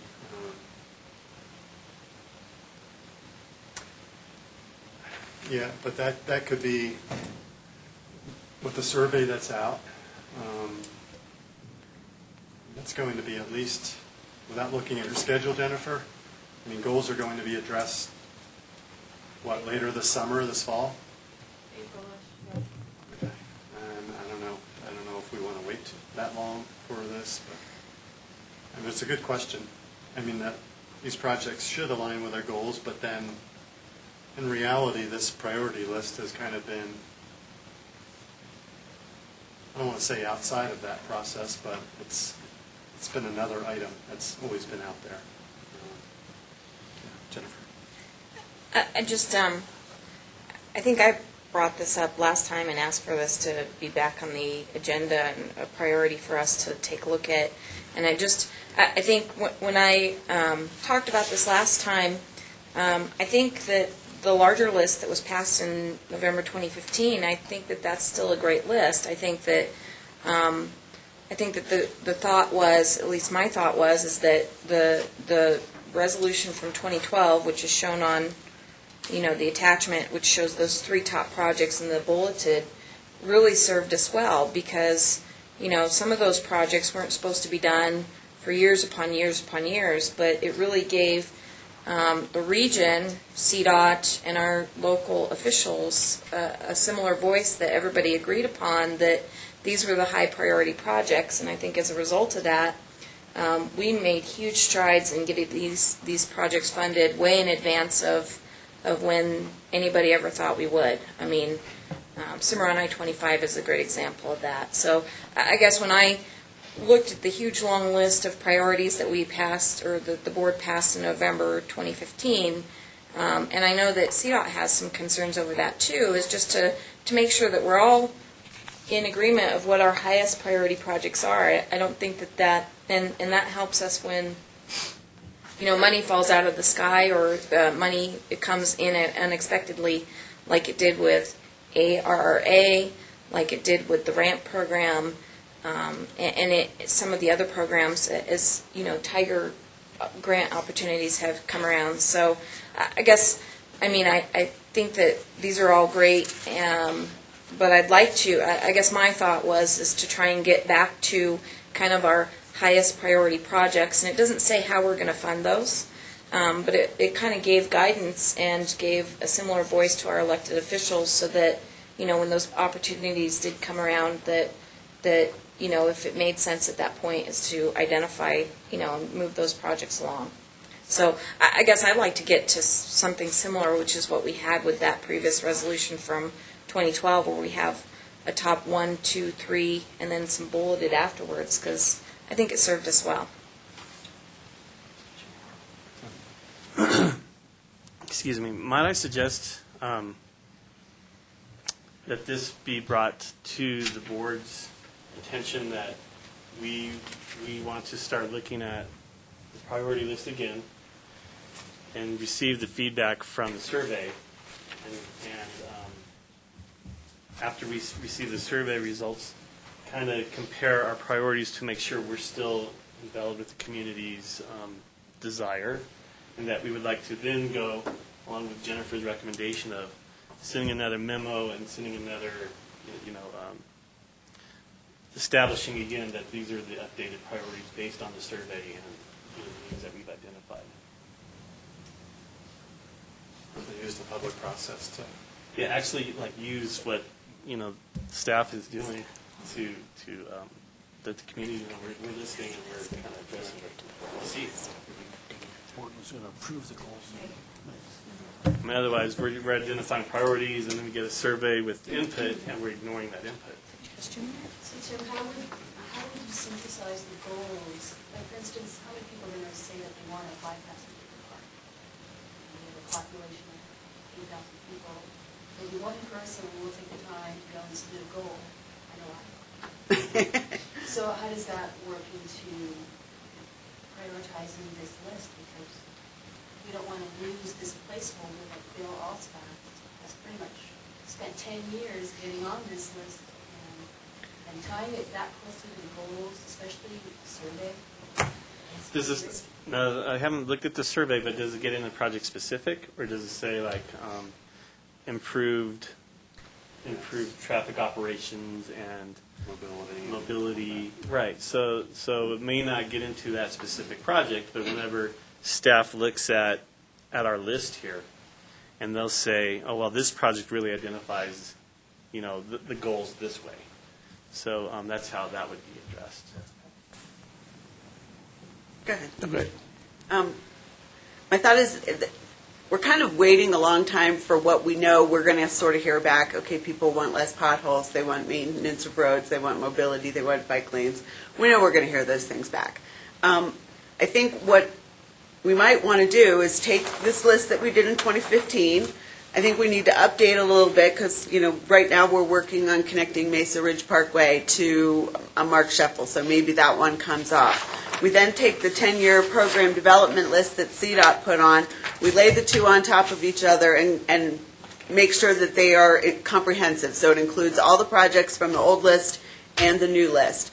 And then we look at those and go, okay, what are the 3 big ones in all of that?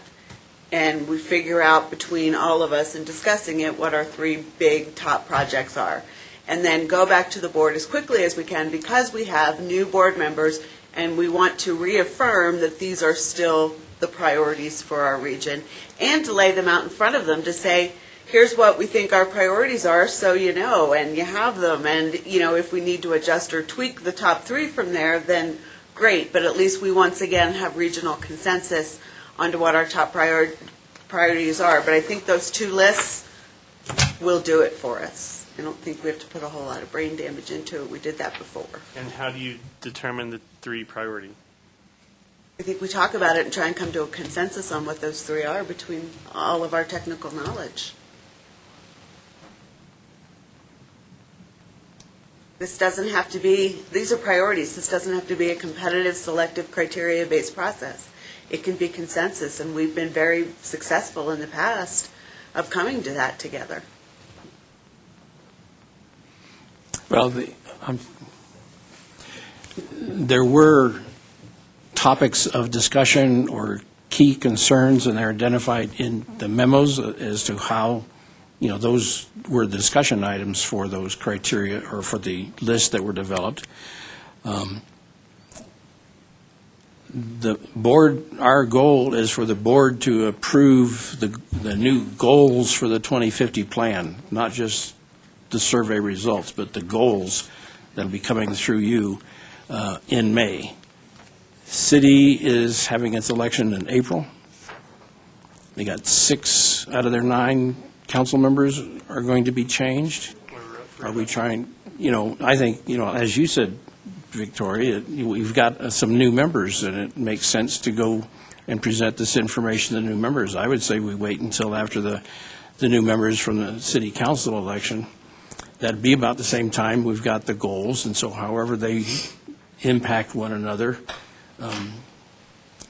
we could certainly be discussing in this and not just waiting until April or May, but that we could be working towards it, but I don't know that we have a particular rush that 2 or 3 months makes a difference.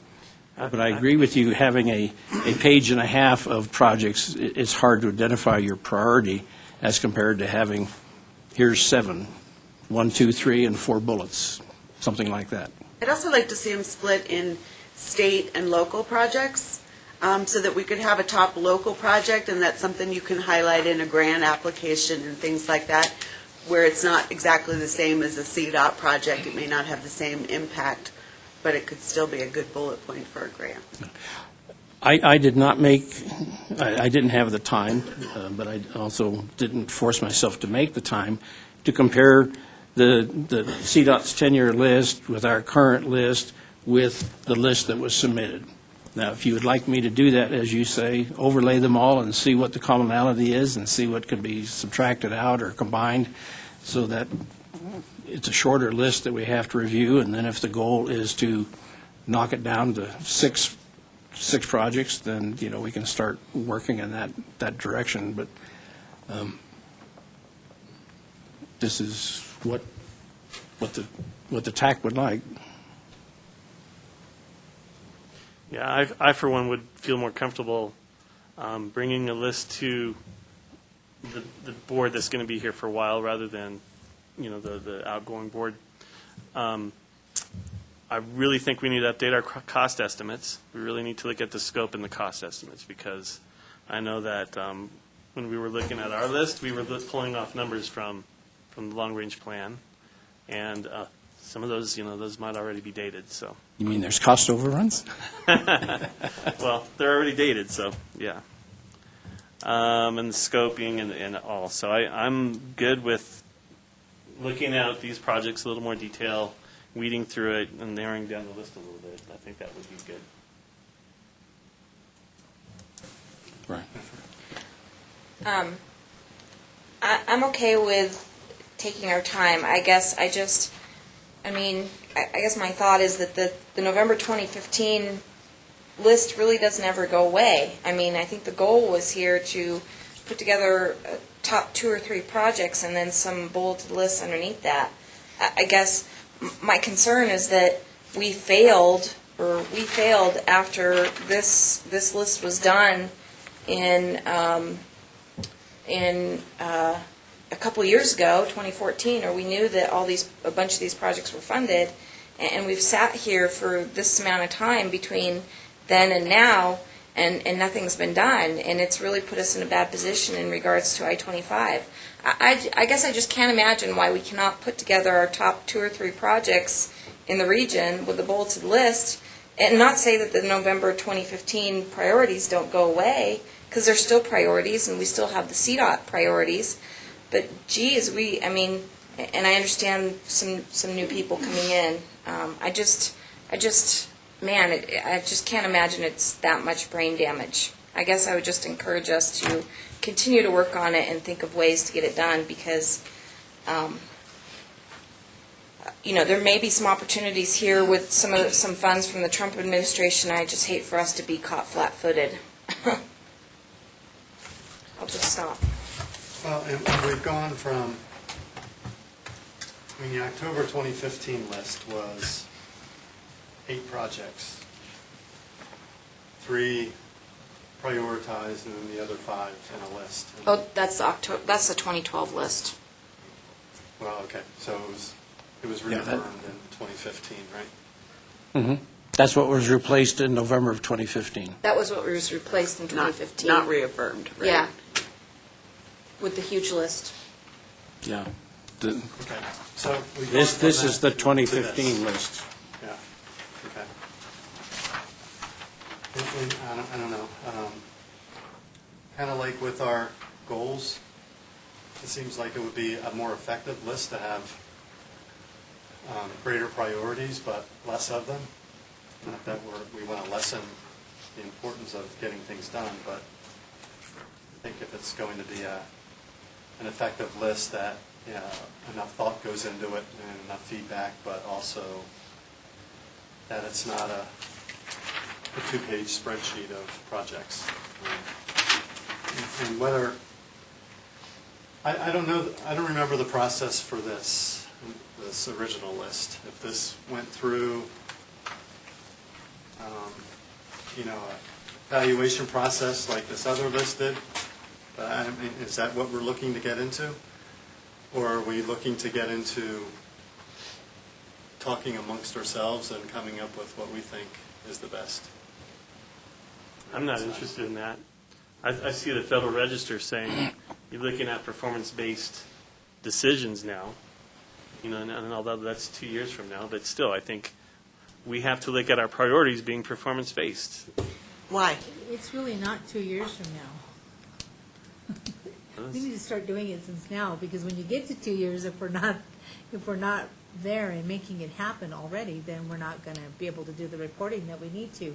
And then if we're not meeting those goals and the milestones that we need to in the FAST Act, then Aaron will have to come down here and tell us where to put this money.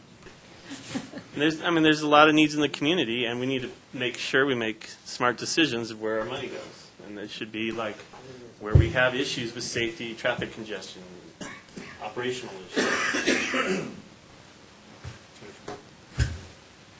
I-25 North, did anybody ever doubt that that was a problem and our highest priority? I don't think so. I don't see that there's, maybe I'm crazy here, but I think we as professionals in this area, in this region, know what our priorities are.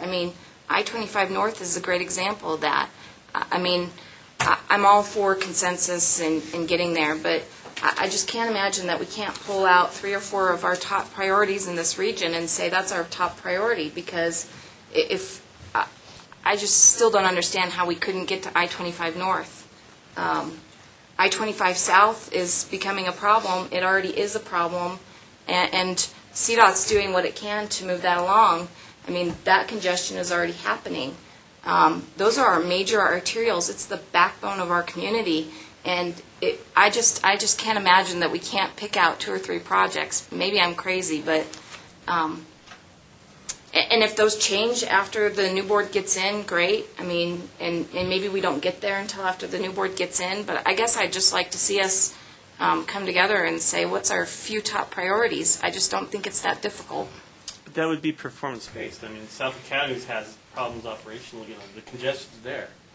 So that shouldn't, I wouldn't be worried about that one being weeded out. Well, if you want to wait for performance-based, then PPACG has to go through all of their performance, We won't have a plan till 2019 to have priorities. Okay.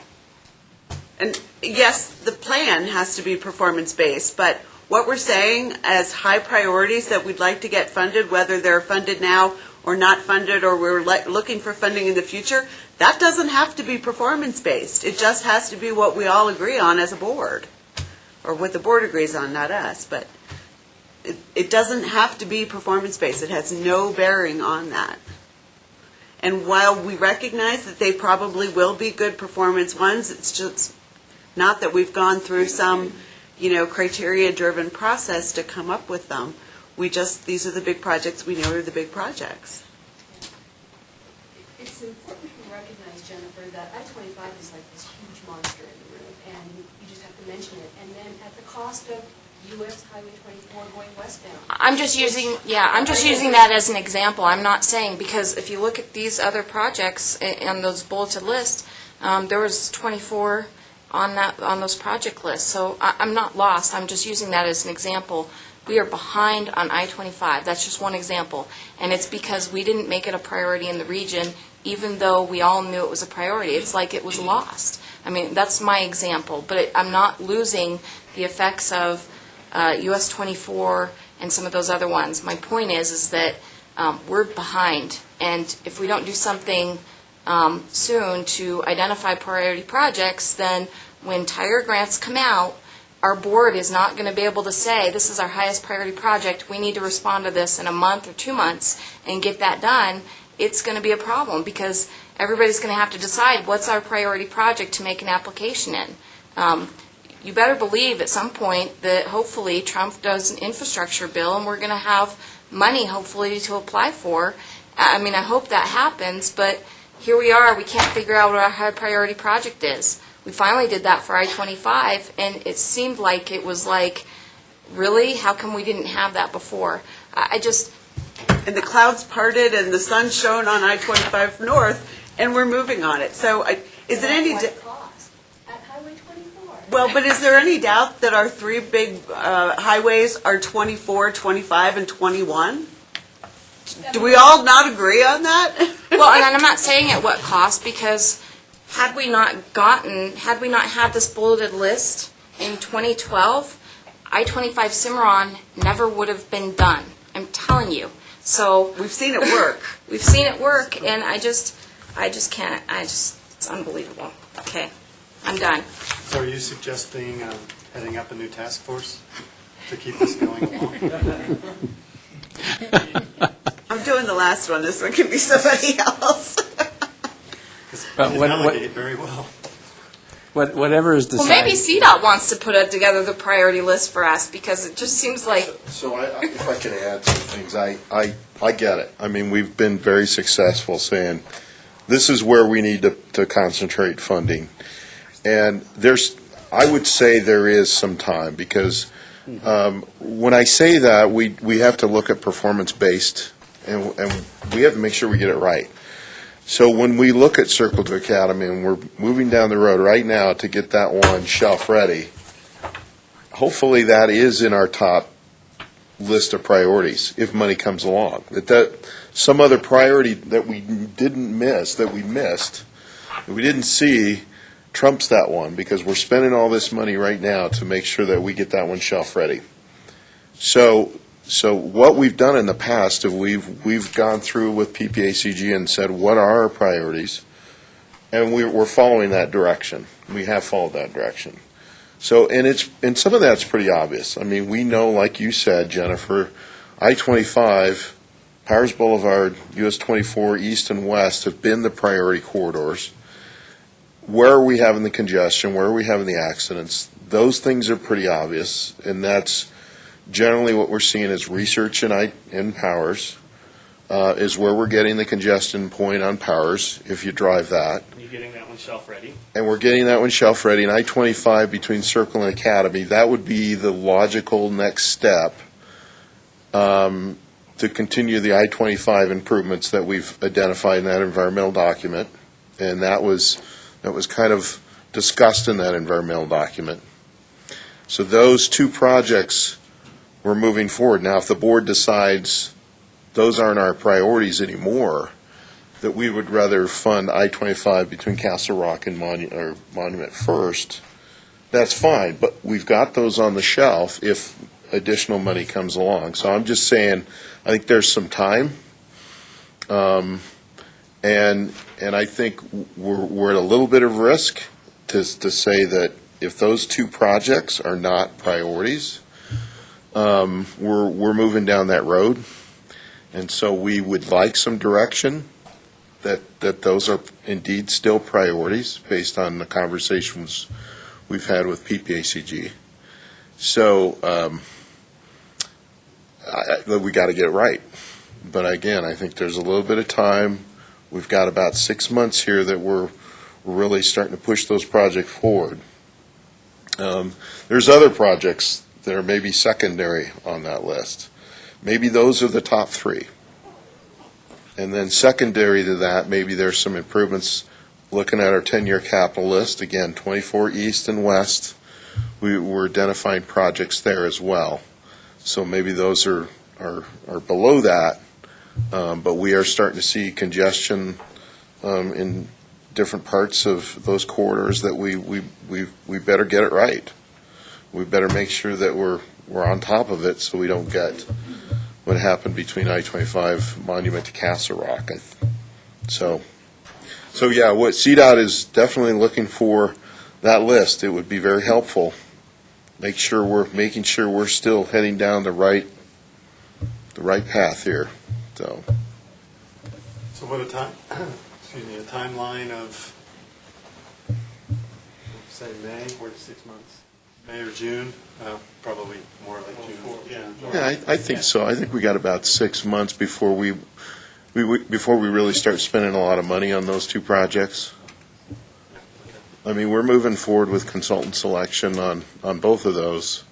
We've already selected a consultant for research. And they're already on our priority list. They're on your priority list. And they're part of the priority corridors, and that's where we're seeing the accidents and congestion. So to me, it's pretty logical if you go through a metric-based system that they should elevate to the top. And that's been the case in the past, based on previous staff. Those have elevated to the top.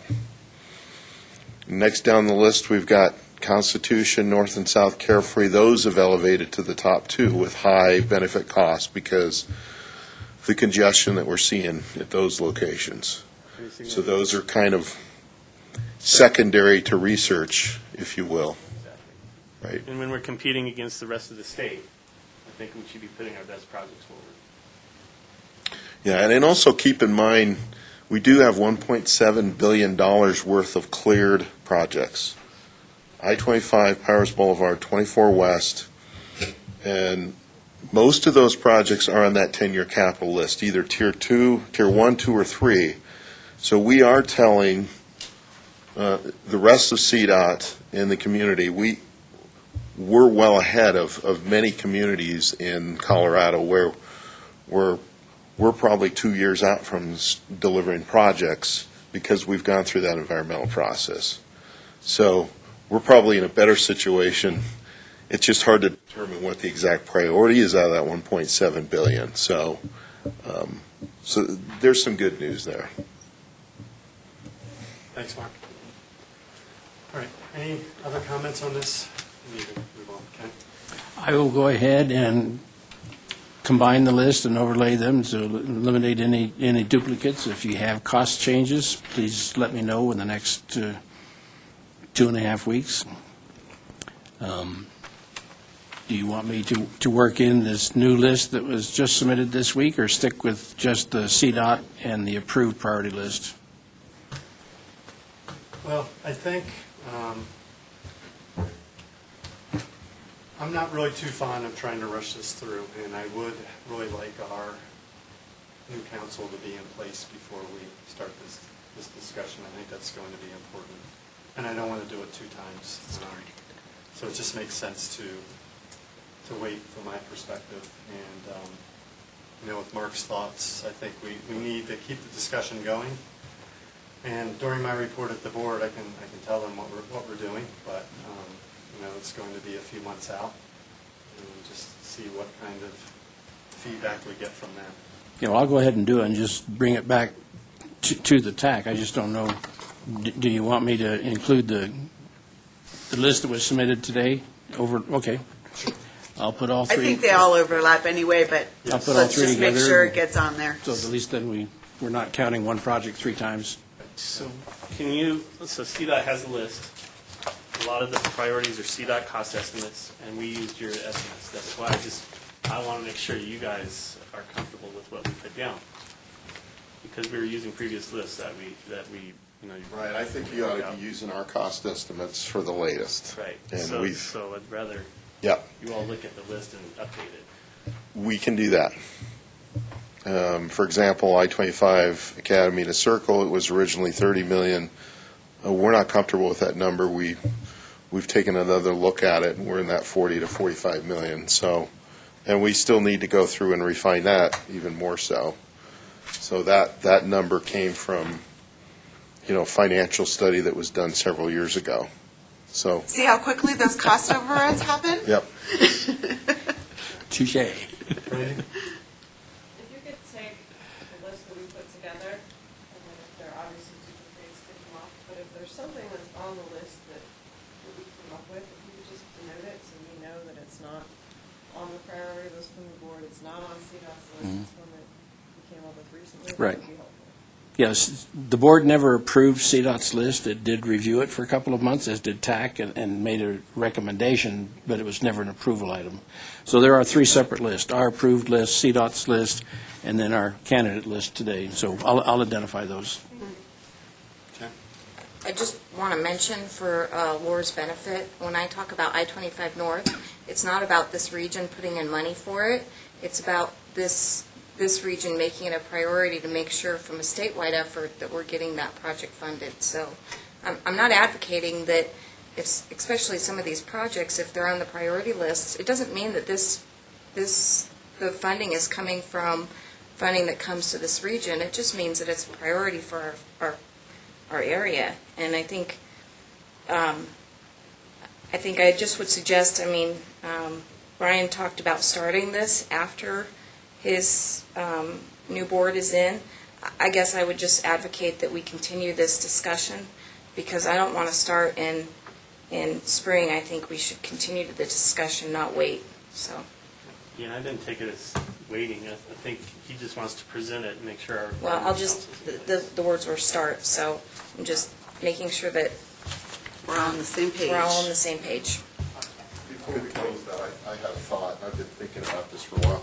Would it be worthwhile to present the environmental documents again to the TAC and the CAC and say, here's what we've constructed, here's what's left to be delivered? Yes. Maybe they know that. No, but- yes, that would be very helpful. And then the thinking back then, as we were trying to phase these improvements in those environmental documents. So, again, some background, not trying to force a decision on what the priority would be, but I think it would be better to have that information. For which environmental documents, for which. Well, All of the ones cleared. all 4 that we have, all 4 major environmental documents. We have Powers, I-25, 2 on Powers, I-25, and 24 West. Good idea. Yeah. All right, thank you. Do you have something else? Nope. All right, thank you all for that. Item number 12, 2017 Colorado Legislative Session Update. Bethany, sorry. Bethany Schomer, Policy and Communications Program Assistant. So Jessica is in Denver with our lobbyist, so she asked me to just provide like a brief overview. So at the February board meeting, the board approved the 6 bills that are listed in your memo. Originally, they were supposed to be brought to the CAC and the TAC for comments and feedback, but just because of some circumstances, that wasn't able to happen. But in the future, we've kind of got a process going. So what's going to happen every Friday, Jessica is going to email the TAC, CAC, and Legislative Subcommittee bills that she's reviewed that are of interest to PPACG's programs. And then you guys are going to submit comments, and she's going to take that to the Legislative Subcommittee every Tuesday.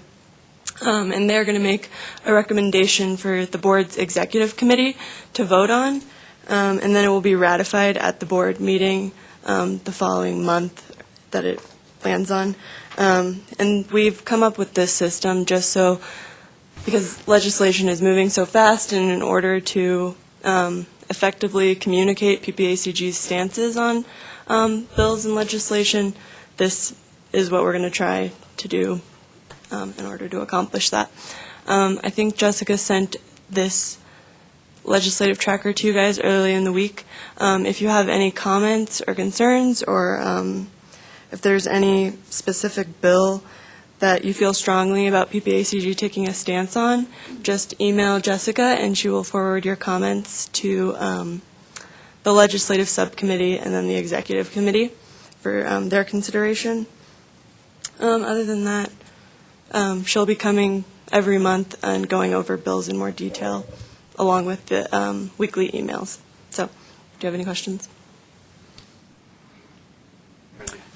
There was a long discussion at the board on this item. Right. And at the end of the meeting, one of the new board members brought out what he wants to see in this item is what are the fiscal impacts? What's the evaluation of unintentional impacts or consequences? Unfunded mandates. He's concerned about potential burdens on citizens as well as impacts or value to the citizens. It might be something that's going to burden them, but it's going to benefit them a whole lot more. So that's the type of thing he has one individual. And Jessica added that to her legislative I'm sorry, tracker as well. I didn't see So that. if you're curious, most everything should be in there. But if you have any specific questions, just shoot them her way. If my email does not cooperate with PPACG, Yeah. Okay, I'll talk to you after the meeting. Okay, sorry about that. Yeah. Are there any other questions? Anything else? Well, thank you for kind of modifying this and giving us a chance to look this stuff over, because it is kind of important, and a lot of us have a pretty good perspective on this, and would Right.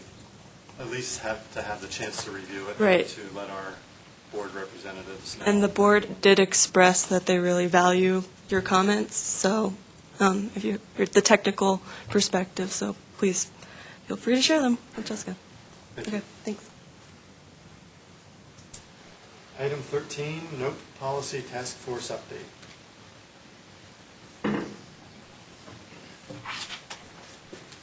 Good afternoon, Kevin Reyes, Transportation Planner here with PPACG. So today we had our first not one penny extra policy working group or task force, whatever you want to call it. I think it went really well. We met for about 2 hours and we got a lot done. Just as a reminder, why we're meeting for this policy, the NOPE policy is not one penny extra. It's the policy that the board adopted back in 2006. Which basically says that project sponsors are not eligible to receive additional funds if they have a cost overrun for a project. It also says that project sponsors cannot rescope a project in order to possibly reduce the scope to make it fiscally constrained. So we met in this working group to basically discuss that policy and see if it's the best thing for PPACG in the coming tips. And so what we did in today's working group is we identified a list of issues to address, and these are some of the issues we said. We said one of the issues is a steep increase in cost in future years. The planning level estimate versus the design level estimate often is quite different. There's a long time between the submission of a project and the actual funding that it needs. Sometimes the IGA process takes longer than anticipated and pushes things into future years. The descriptions in the tip are too specific. Maybe consider loosening the descriptions so that way if a project needs to change, it wouldn't make that actually change the scope of work, which can kind of work around the NOPE policy there. And then the last issue we mentioned was how far into a project can a project sponsor cancel if it is way over budget. So those are some of the issues that we kind of discussed. And from that, we were able to establish a list of goals that we want to try to accomplish from the next working group. The first is minimize and manage cost overruns. Second is efficient and timely use of federal funds. The third is provide flexibility for use of federal funds within laws allowable. The fourth is make the process easier for PPACG and local entities. And the fifth is meet federal and state requirements. So that's kind of where we left it today. We have a long list now of potential policies that we're going to consider in replace of the NOTE policy.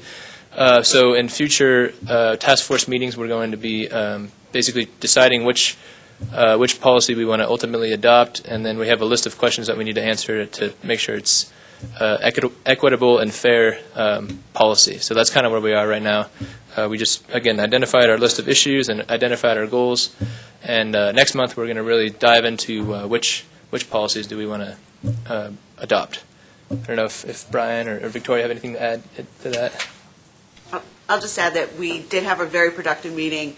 PPACG staff, I want to thank you all for participating, for being willing to do this, and for being so open to taking a look at a broader issue and coming up with some solutions. So thank you. I think this is going to help us going forward. Thank you. Thanks, Ken. Member entity announcements. Randy. I don't necessarily have an announcement, but since I'm not a veteran to the TAC, I just want to bring up one piece. For items 7, 8, and 9, we don't have a cover sheet. So I was just looking at charts and graphs, which as an engineer, I love looking at all that information. I just didn't have any context. So I was wondering if there's any way we can get a cover sheet, even if it's not necessarily a PPACG staff item, but just to give us some hints as to what it is we're looking at and why we're being asked to looking at it and what possible feedback. Yes, sir. Okay, great. That's all I have.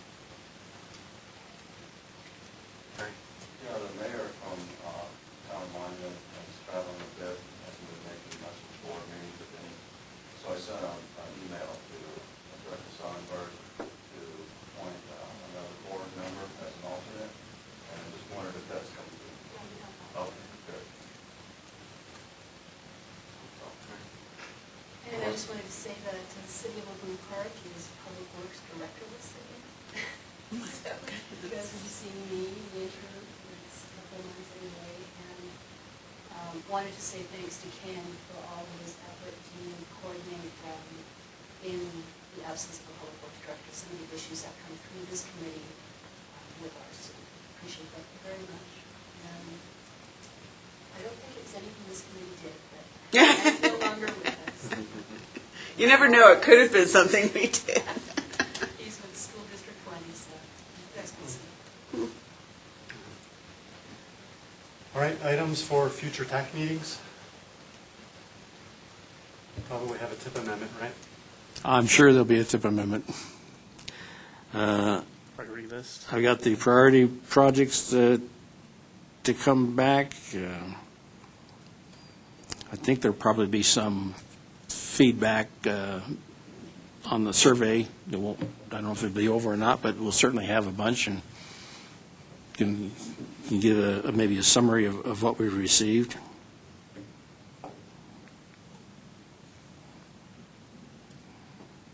When does the survey close again? It's kind of, March 9th is the first possible date it would close if we've gotten really good responses. We'll extend it another week or so if we have specific audiences we need to push to. Okay. All right, and we'll have our second note policy task force meeting at 11:30 prior to this meeting, so there's that also. All right, anything else from anybody? What about the EA discussion? Did you mention that? From Mark Andrew? But that was part of the project priority list. Yeah, I've got environmental documents under that.